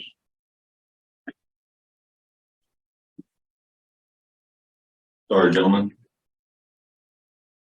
Sorry to the city as well. Move on. Item 6F, consider electing a mayor pro tem for the upcoming year.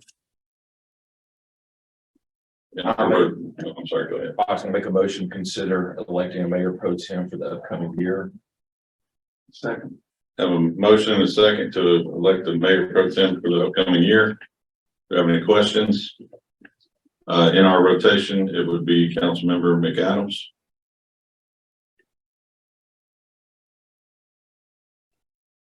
Anybody have any issues with that? You have an issue with it? Do you accept? Okay. So we have a motion and a second to consider electing a mayor pro tem for Councilmember McAdams for the next year. Do you have any questions? We'll vote on the motion. Mayor votes aye. Mayor Pro Tem Dugas. Aye. Councilmember Oliver. Aye. Councilmember Benzel. Aye. Councilmember McAdams. Aye. Motion passes. Congratulations. we'll get a new nameplate. Oh, boy. Sorry, you're- Item 7, city attorney. Nothing for you today. Item 8, mayor or city manager invoices. Thank you, Mayor. Invoice approval list for December 5th, 2022 is as follows. Coy Development Incorporated Heritage Points Subdivider Rebate, $6,386.71. Higginbotham Insurance Agency Windstorm Insurance Renewal, $144,758.97. Motorola Solutions, 3 portable radios for fire department personnel, $15,028.65. Core and Main LP registers and meter couplings, $19,862.80. Performance truck repairs for the garbage truck, it's actually transmission, $13,395.20. S&H Absolute Construction awning for the side of the shop for welding, $16,234 for a grand total of $215,666.33. I'll make a motion, we approve the invoice list for December 5th, 2022. Second, Have a motion and a second to approve the invoice list for December 5th, 2022. Do you have any questions? the insurance is, budgeted, right? Yes, ma'am.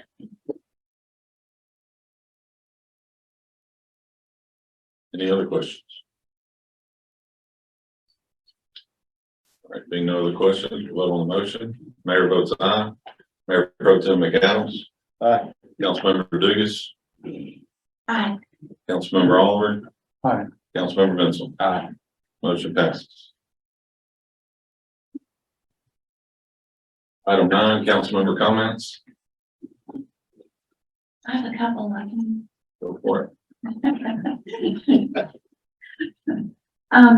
First of all, I wanted to say, that, had just a really excellent time at the Christmas lighting of the Christmas tree. Pat provided music, really good music, and and the microphone. And we had the beautification committee there, city employees, Libby was there, and Christian was there.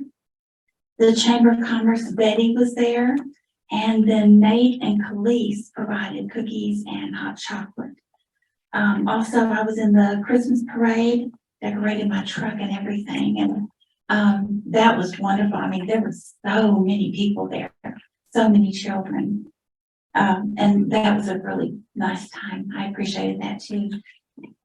And one thing I wanted to bring up, is I wanted to find out if we could start working on an ordinance for all these signs that are stuck on poles all around the city.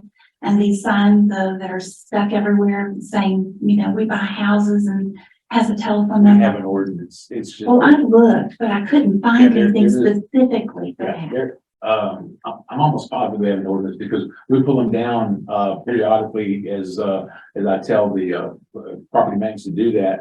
But, let me check, 'cause I know there's an ordinance, that deals with those signs and none of them should be on poles and none of them except political signs. And I'll look into that and maybe, Brandon, you can help me because I want to say there is already an existing ordinance that regulates those signs that are on public right of ways and on utility poles. Sorry, we can look into it, bring it to you, and then if there's changes that we need to make, we can look into those. So, Okay, because I found about the political signs and I found, handbills and things like that, but I didn't see anything specifically about those signs that say we buy houses and you know, they stick a phone number on there and things being put on the poles, but I would appreciate you. We'll find it. I mean, I'm almost positive. If it doesn't exist, then we'll get Brandon to put one together for us. Okay.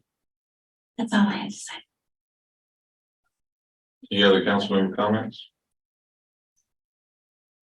If no other comments, we'll adjourn this meeting at 6:52. We have an EDC meeting. Thank you.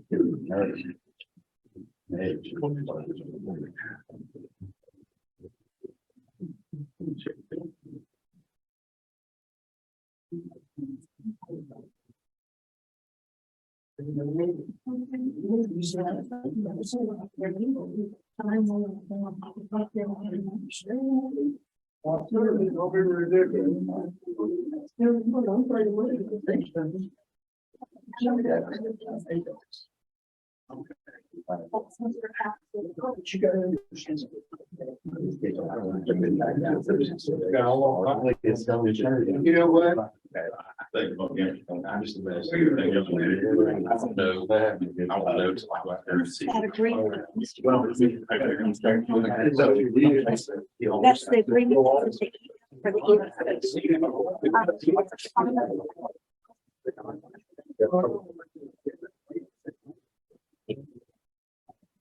Almost there, yeah. I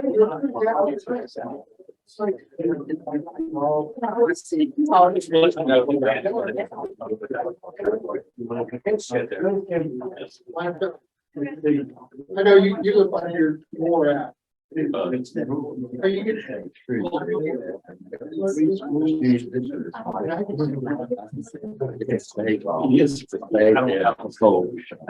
we need to buy Are you good with?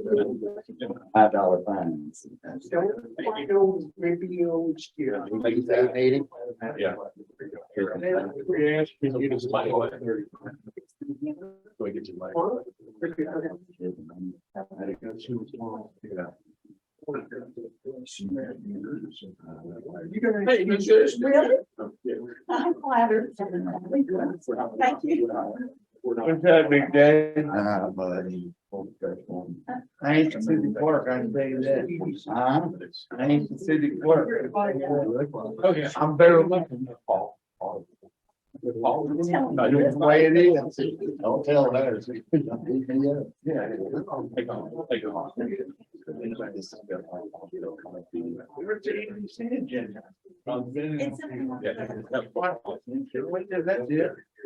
Oh, you leaving us? Yes. I got one too. You can't leave. What? It's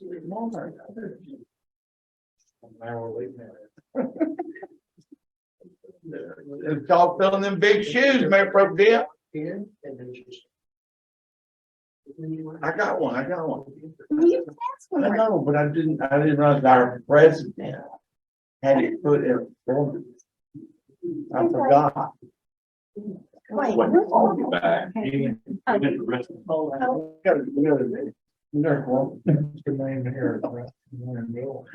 gonna move in and see. We have to have a list for you. One, two, three. No, mayor's already. Well, I thought it's four for EDC. Look at this guy. It is. Oh, mayor, he's a citizen. We got him. Where I can't. He's not on the EDC. Paul's coming. Oh, okay. I'm gonna go ahead and start the Santa recording. Claus.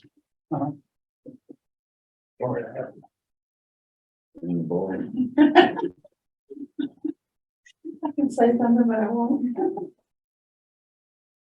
All right, we'll get this meeting started. The EDC, the City Council Chamber Grove City Hall, December 5th, 2022 at 6:55 p.m. Call this meeting to order. Welcome everybody that stayed. First item is approve the minutes of the October 10th, 2022 EDC meeting. I need a motion and a second. I make a motion to approve the minutes of the October 10, 2022 Economic Development Corporation meeting. A second. I have a motion and a second to approve the minutes of the October 10th, 2022 EDC meeting. Have any questions? Any questions? No questions. We'll vote on the motion. All in favor, say aye. All opposed? Motion carries. Do we have any citizen comments? Now we move on to item number 5. Mr. Souza gives any business updates. Las Rosas is still moving slowly but surely. And, I believe, trying to think of, and there is still activity at the hospital. There's been a valid, offer made and they're still evaluating the offer. And the last time I checked, the attorneys were looking at the offer. So we're hoping that we'll see something move on that very shortly. One more time, the building on Main and 39th behind Britt Super. Do we have anything we know on that? I believe, that also is under, someone getting ready to buy it, I believe. And, we're waiting to see if they're gonna be able to come up with a, I guess you call it a deal. And the person that plans to buy it is a very competent person. And, I think they'll do what they need to do. So we don't want to muddy the water until they finish their negotiation. Did you hear anything, Paul? No, I just heard it. But you know, they're It's a talking. possible buyout. That'd be the whole property. Okay. It's open, the supermarket, the whole thing, everything is signed, so Mike's gonna sell something. Next item, number 6, present a monthly sales tax report, review monthly non-grant EDC expenditures, and review and approve any future EDC non-grant expenditures. It's gonna be very simple. Our EDC, rebate to the city this month was $306,011.04. That is a record. That is the most we've ever received in any given month. And, there were no, expenditures made, that were not approved by the EDC for November or actually for August, September, October, and November. Right now, the EDC balance stands at $1,472,880. And in March, the the the debt service for the fire station, $579,700 will come out. But there are no other, expenditures right now. Okay. Is that when the 125,000 will come out also? Yes, ma'am, at the same time in March, and of course, the March the EDC can alter that, Lamar does it in March, but that can be changed. But I just think it's awesome, the fact that, $306,011.04, that is phenomenal. Yes, it is. Last month, right? Yes. Well, it's actually it's last year. That's all I have. Okay. The next item, actually, I had asked for this to be put on there, and I'm asked this item to be tabled. Discuss and take action authorizing the impact study conducted on the LPD proposal on 25th Street. We're kind of getting a letter together to get some information from this company before we even discuss an impact study. So if it's all right, y'all, I'd like to table this item. Okay. It's okay with me. Anyone else? I'm good. I'm good. Next is number 8, discuss and take action on sign idea proposal for Mark Heaver advertising his business, Dustbusters and Chimney Sweep, and a product he'll be selling on his chimney cap. Is he here today? Don't see him, and we weren't gonna actually entertain his application unless the EDC felt that, did y'all see what I sent y'all? He really basically wants to set that up in front of his business and use it as a sign as well as a, I guess you call it Display. a display. And the only other thing like that is over at Clyde's Heirloom, he's got those doors. So the question I have to ask the EDC, would y'all consider that signage if you were to do that? I would be been here. Okay. I would consider it signage. Do we have an idea of how much he was planning on spending on Well, the that? max is $2,500 no matter what. Right, Okay. yeah. I So don't see a reason not to use it as It's signage. advertising. okay. Do we have a rule about that? Well, but he didn't apply. He just wants to know Yeah, if he we're can know apply. if he would apply. Would they consider it signage? It Oh, is a that picture, signage. yeah, the sign that you put up. You're all good with that? Should Yes. have been here. Tell them to send application. Okay. Next, item number 9, authorize the EDC attorney to begin the process for an EDC incentive for Starbucks developers, consisting of EDC approving a contract to rebate the developers 25% of the EDC sales tax. I'm sorry, 0.25% of the EDC sales tax for 5 years generated and sales tax by the Starbucks on Twin City Highway for site improvements. We have our EDC attorney here tonight, and if he would briefly this is gonna be a little more complicated than anything we've ever done, and Lance is here to kind of walk us through it and let us know what we have to do and when we have to do it. Good evening. Hi, Lance Fox. Nice to see the new faces since last time I was here, and welcome back to the others. Appreciate y'all gonna be here. Mr. Sosa reached out to me 4 or 5 months ago about this proposed project to help start the process and come up with a form of agreement, what you've not done before. So we've done a draft of that, and I think it's probably been included with your package. The line item kind of set out the details, but it's a real novel way that I guess Mr. Sosa and the EDC has come up with to help incentivize the business to come in and locate here and provide them some economic assistance within your authority. And it's a rebate program, so it's only going to be based on them opening, them actually generating sales tax revenues that ultimately filter down to the EDC. And then a portion of that gets rebated if you approve it. Because though you're taking those sales tax revenues and providing to a private business, and you have to go through the process for this kind of project. A little bit different than your sign reimbursement program and some of the other things you do where they go out and incur the expenditures and apply and so on, you approve that. But for this process, there's 2 or 3 requirements to go through. Is one, this will require an economic incentive contract under the statute to provide this kind of incentive. You've got a lot of leeway and discretion of what that contract has to read and has to provide. This is a little bit different, again, because of the way that you design this program that I think will work really well. Some EDCs will sometimes loan sales tax revenues. They'll make a conditional loan to a business to provide for an incentive. And then some of the terms can become much more important to you. It means of enforcement if they don't perform. Somebody borrows something, they don't ever open the business or whatever.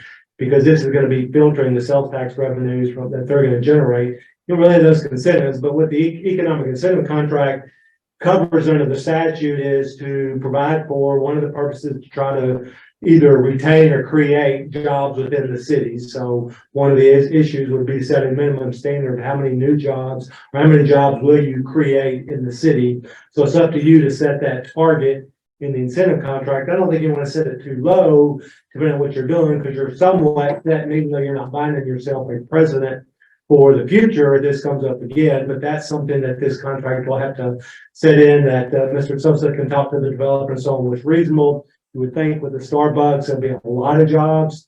I can't tell you how many it takes to run Starbucks, but in the draft, I just put a minimum of 5 in the first 12 months. That's probably low, but that's one of the conditions that needs to be put in there. The other is what type of capital investment, minimum capital investment they're gonna make in building the Starbucks. Again, I know they're gonna have a budget that'll be high. So it's somewhat arbitrary what you said, but that's gonna set kind of the primary parameters.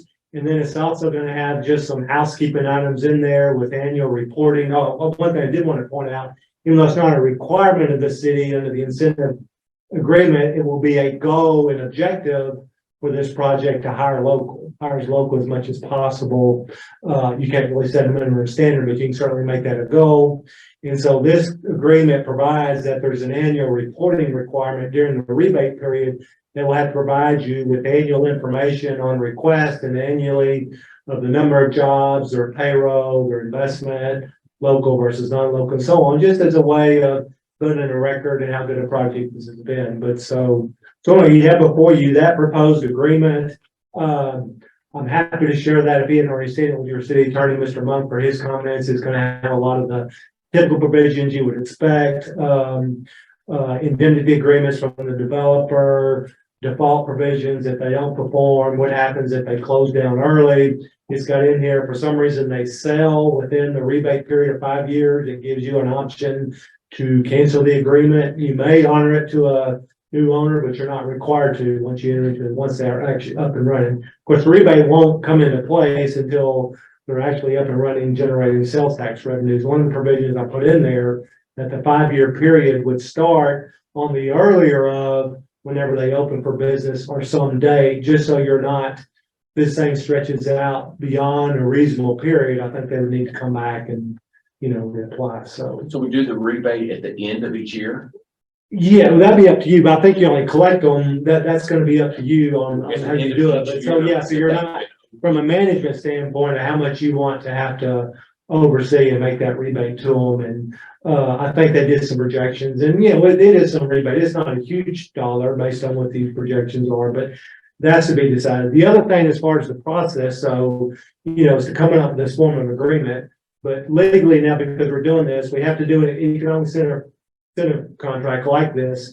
We also have to have at least one public hearing on this type of project, and we have to publish notice to the citizens that you intend to enter into this project, and literally give the citizens the right to call for a vote, no different than we did the fire station project 2 years ago, that if at least 10% of the citizens within the time the notice is published until you take action on it, want to call for an election to support this kind of project, then you would have to either kill it or you'd have to call for a vote in order to go forward. You wouldn't expect you would draw a petition, but you never know. You see that happen sometimes in what I would call a controversial project, some of the bigger EDCs where they want to use EDC money to build a convention center or a sports arena or things like that. Sometimes that gets in, but we have to go through that process. So if you move forward tonight, what will happen is I'll start working with your city attorney and Mr. Sosa and come up with the form of notice and a time schedule for when you would see that you want to set your meeting to go through these steps to where you could actually take final approval to finalize the terms of this contract and enter into it. City council also has to approve this agreement because of the action you're taking as EDC. So that'll be built into the timeline as well. But somewhat similar to what we did with the fire station project a couple of years ago. We published notice, had a public hearing, got city council approval as well as EDC board approval for that We project. know when they actually open for business about the date. We can find that date out and they have sold. So this would be, my recommendation would be with the original developer, who was, Fox and Graham. That's without the money. And that's who did all the investment and that who did everything. I think it just sold about 2 weeks ago to another party. Starbucks, Yes, ma'am. the new one? It's sold, yes, ma'am. That's how they make their money. Developers, flip them. Build it and come and sell it, yeah. So based on that, the sales tax they generate, I know we had discussed it before. They're gonna save more money by doing it this way. I don't think they will, but they think they will. And just so council understands, let's just assume that the Starbucks has $1 million of taxable sales. Their share at 0.25% is $2,500 that year. That's a lot of coffee you gotta sell for $1 million. So I feel like, you know, I even told the developer that if he took advantage of our current signage reimbursement, that he would qualify for 12.5 total. And he still wanted to go this route. And I said, okay, We get it now. and he would get it all at one time. But I bet he's betting on the come. Who did they sell to? Did you say? I don't know who they sold to. They sold to an individual. I mean, I don't think they sold anybody in Groves. I think they sold to probably a business person. I can find out though. I'll call them and find out. Okay, thank you. You got a question? Yeah, I'd like to see this agreement get going so we can go ahead and set that public. Sure, so we can set the hearing, I'll work with Mr. Sosa, we'll set the date, get the notice prepared, get it published in the local paper. Okay. Yeah, would you need a Right. You're getting it. This is not to approve the agreement, just to let the process start. I need a motion and a second to get this authorized and get it going. Make a motion that the EDC attorney to begin the process for the EDC incentive for Starbucks development consisting of EDC approving a contract to rebate the developers 25.25% of the EDC sales tax for 5 years generated in the sales tax by the Starbucks at 3990 Twin City Highway for the site improvement. I have a motion, I need a second. I have a motion, and a second. I have a point of clarification before you take the vote. Sure. Just to make sure I understand it in the motion. Your sales tax that actually your share of it is 0.5%, is that correct? So that's how you're coming with 0.25%. You're talking about rebating half of the sales tax you collect from the Starbucks to them. Right. Okay, so that's why the incentive agreement talks about, the draft incentive agreement says we're gonna rebate you 50% of what we collect from sales tax, which comes out to the 0.25% in that sense. I just want to make sure. Okay. Thank you. Okay, so this is for Starbucks only, or is this going to be a type of contract that we could work into other businesses? It would be available for any business that wanted to take advantage of it with the EDC's approval. So this one is only for Starbucks. But any other one that qualified would be able to ask EDC for the same consideration. But going through the same process, city approval notice and this. Right, and this would go to the original developers, which is Fox and Green? Yes, ma'am. Any other questions? The questions will vote on the motion. All in favor, say aye. All opposed, motion carries. Item number 10, review and approve EDC grant applications for Snickers Paradise located 5509 East Parkway for extra signage work in amount of $453.56. I believe it was a sign that was damaged, right? After we'd already had it made. This is repairing a sign that was damaged. Can we get a motion there? Because I have a question for them. I need a motion in a second. No. Okay. I was gonna say, where's it at? Okay. I make a motion, we review and approve EDC grant application for Snoopers Paradise, 5509 East Parkway for extra signage work in the amount of $453.56. I second. Okay. Have a motion and a second. Do you have any questions? I was gonna ask, this is for signage. And it's only $453. Did y'all want to wait until you have more signage throughout the year? Because once you do this, That's actually the additional to what we already had gotten. from last year, After they put the sign up, then part of it fell down.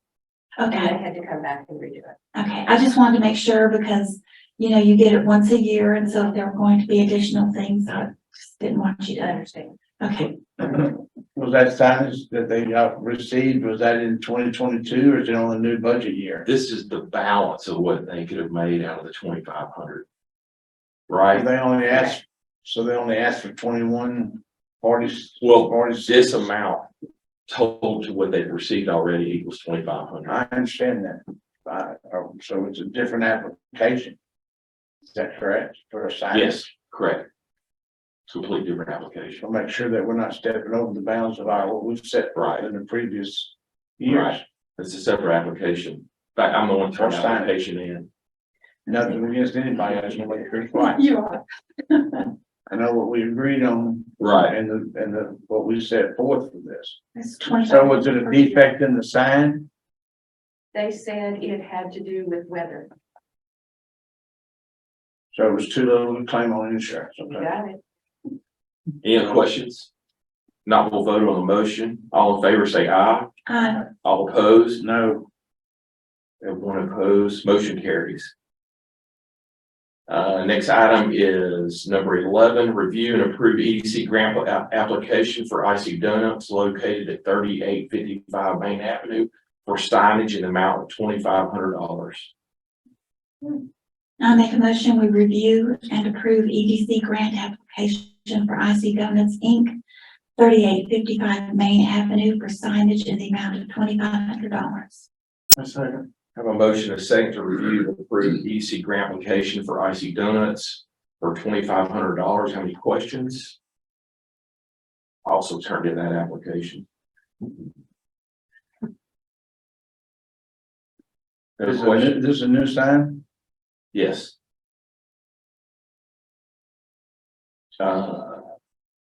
Any other questions? We'll vote on the motion. All in favor, say aye. Aye. All opposed? Motion carries. Y'all need to leave. Y'all welcome to leave now. Just have one more item we can talk. Discuss and take action to determine if promotional items like T-shirts, coffee mugs, if any of that stuff we would ever consider for advertising rebate. That's one Anita's opinion on it. Like everybody to weigh in. I mean, we could, if not, we need to like maybe change the wording on the application to maybe have advertising be designated as radio, TV only. Or My position on this is that it is promotional, it is advertising. I mean, if you look around, everybody wears T-shirts with something on it usually, and they're advertising a business, a band, they're advertising, you know, political campaigns, they're advertising all kinds of things, BFW. well, so could Pizza Artista employees said they buy shirts for all their employees. So he come in and fill the application out something for his We would have to, uniforms. Towards the limit. Yeah, that's what I'm saying, we would have to, his So you advertising. get $2,500 for that advertisement, you get $2,500 for your sign, you get $2,500 for whatever. No, it's just one. no, it's just one time a year. No, you get $2,500. $2,500. Sign is not the same thing as. Right. Well, we're $2,500. classifying it as advertising, not signage. Can I ask a question? Sure. Could we specify that if they did that, that it has to have the city's name Groves, so it directs it to this city? Means their EDC is helping them promote that. We can word it whatever way we want to. We can change the wording to make that I like that one. approval. Girls Pizza Artist. Yeah, exactly. Or, location, Are y'all on the I think we should change the side to wording. change the wording in the application? I think we have to do that to, if it's T-shirts or anything outside. No matter what it is, got to have Groves on it. Can you come up with some kind of wording that we could look at it and approve at the next meeting? Oh, that's easy to come up with, yeah. Okay, on the next item, any EDC member comments? Anything at all? I have a question, so Sure. if that's okay. Sure, cool. You know, this guy stood up about, Starbucks. You know, it talked about, the property next to it. Does that affect it too? Or when they sold it, they sold the property next to it between there and the bank? They just sold Starbucks. They just don't sell. They stay on it. Is there still something coming in that property next to it? Not yet, but some potentially can. Well, that's what's happening. Thank you. And they might build, you know, it might be the same company that owns that property, built just like they built Starbucks. Well, and that's that's what fine. That's electric. fine. No problem with that. That's the way they do things. Any other questions? We adjourn this meeting at 7:20 PM. Thank you. Thanks, I get in touch with you more about that letter.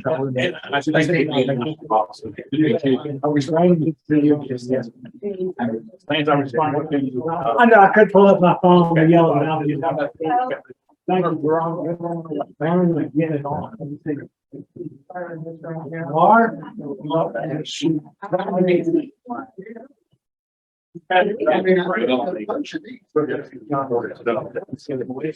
gonna call them.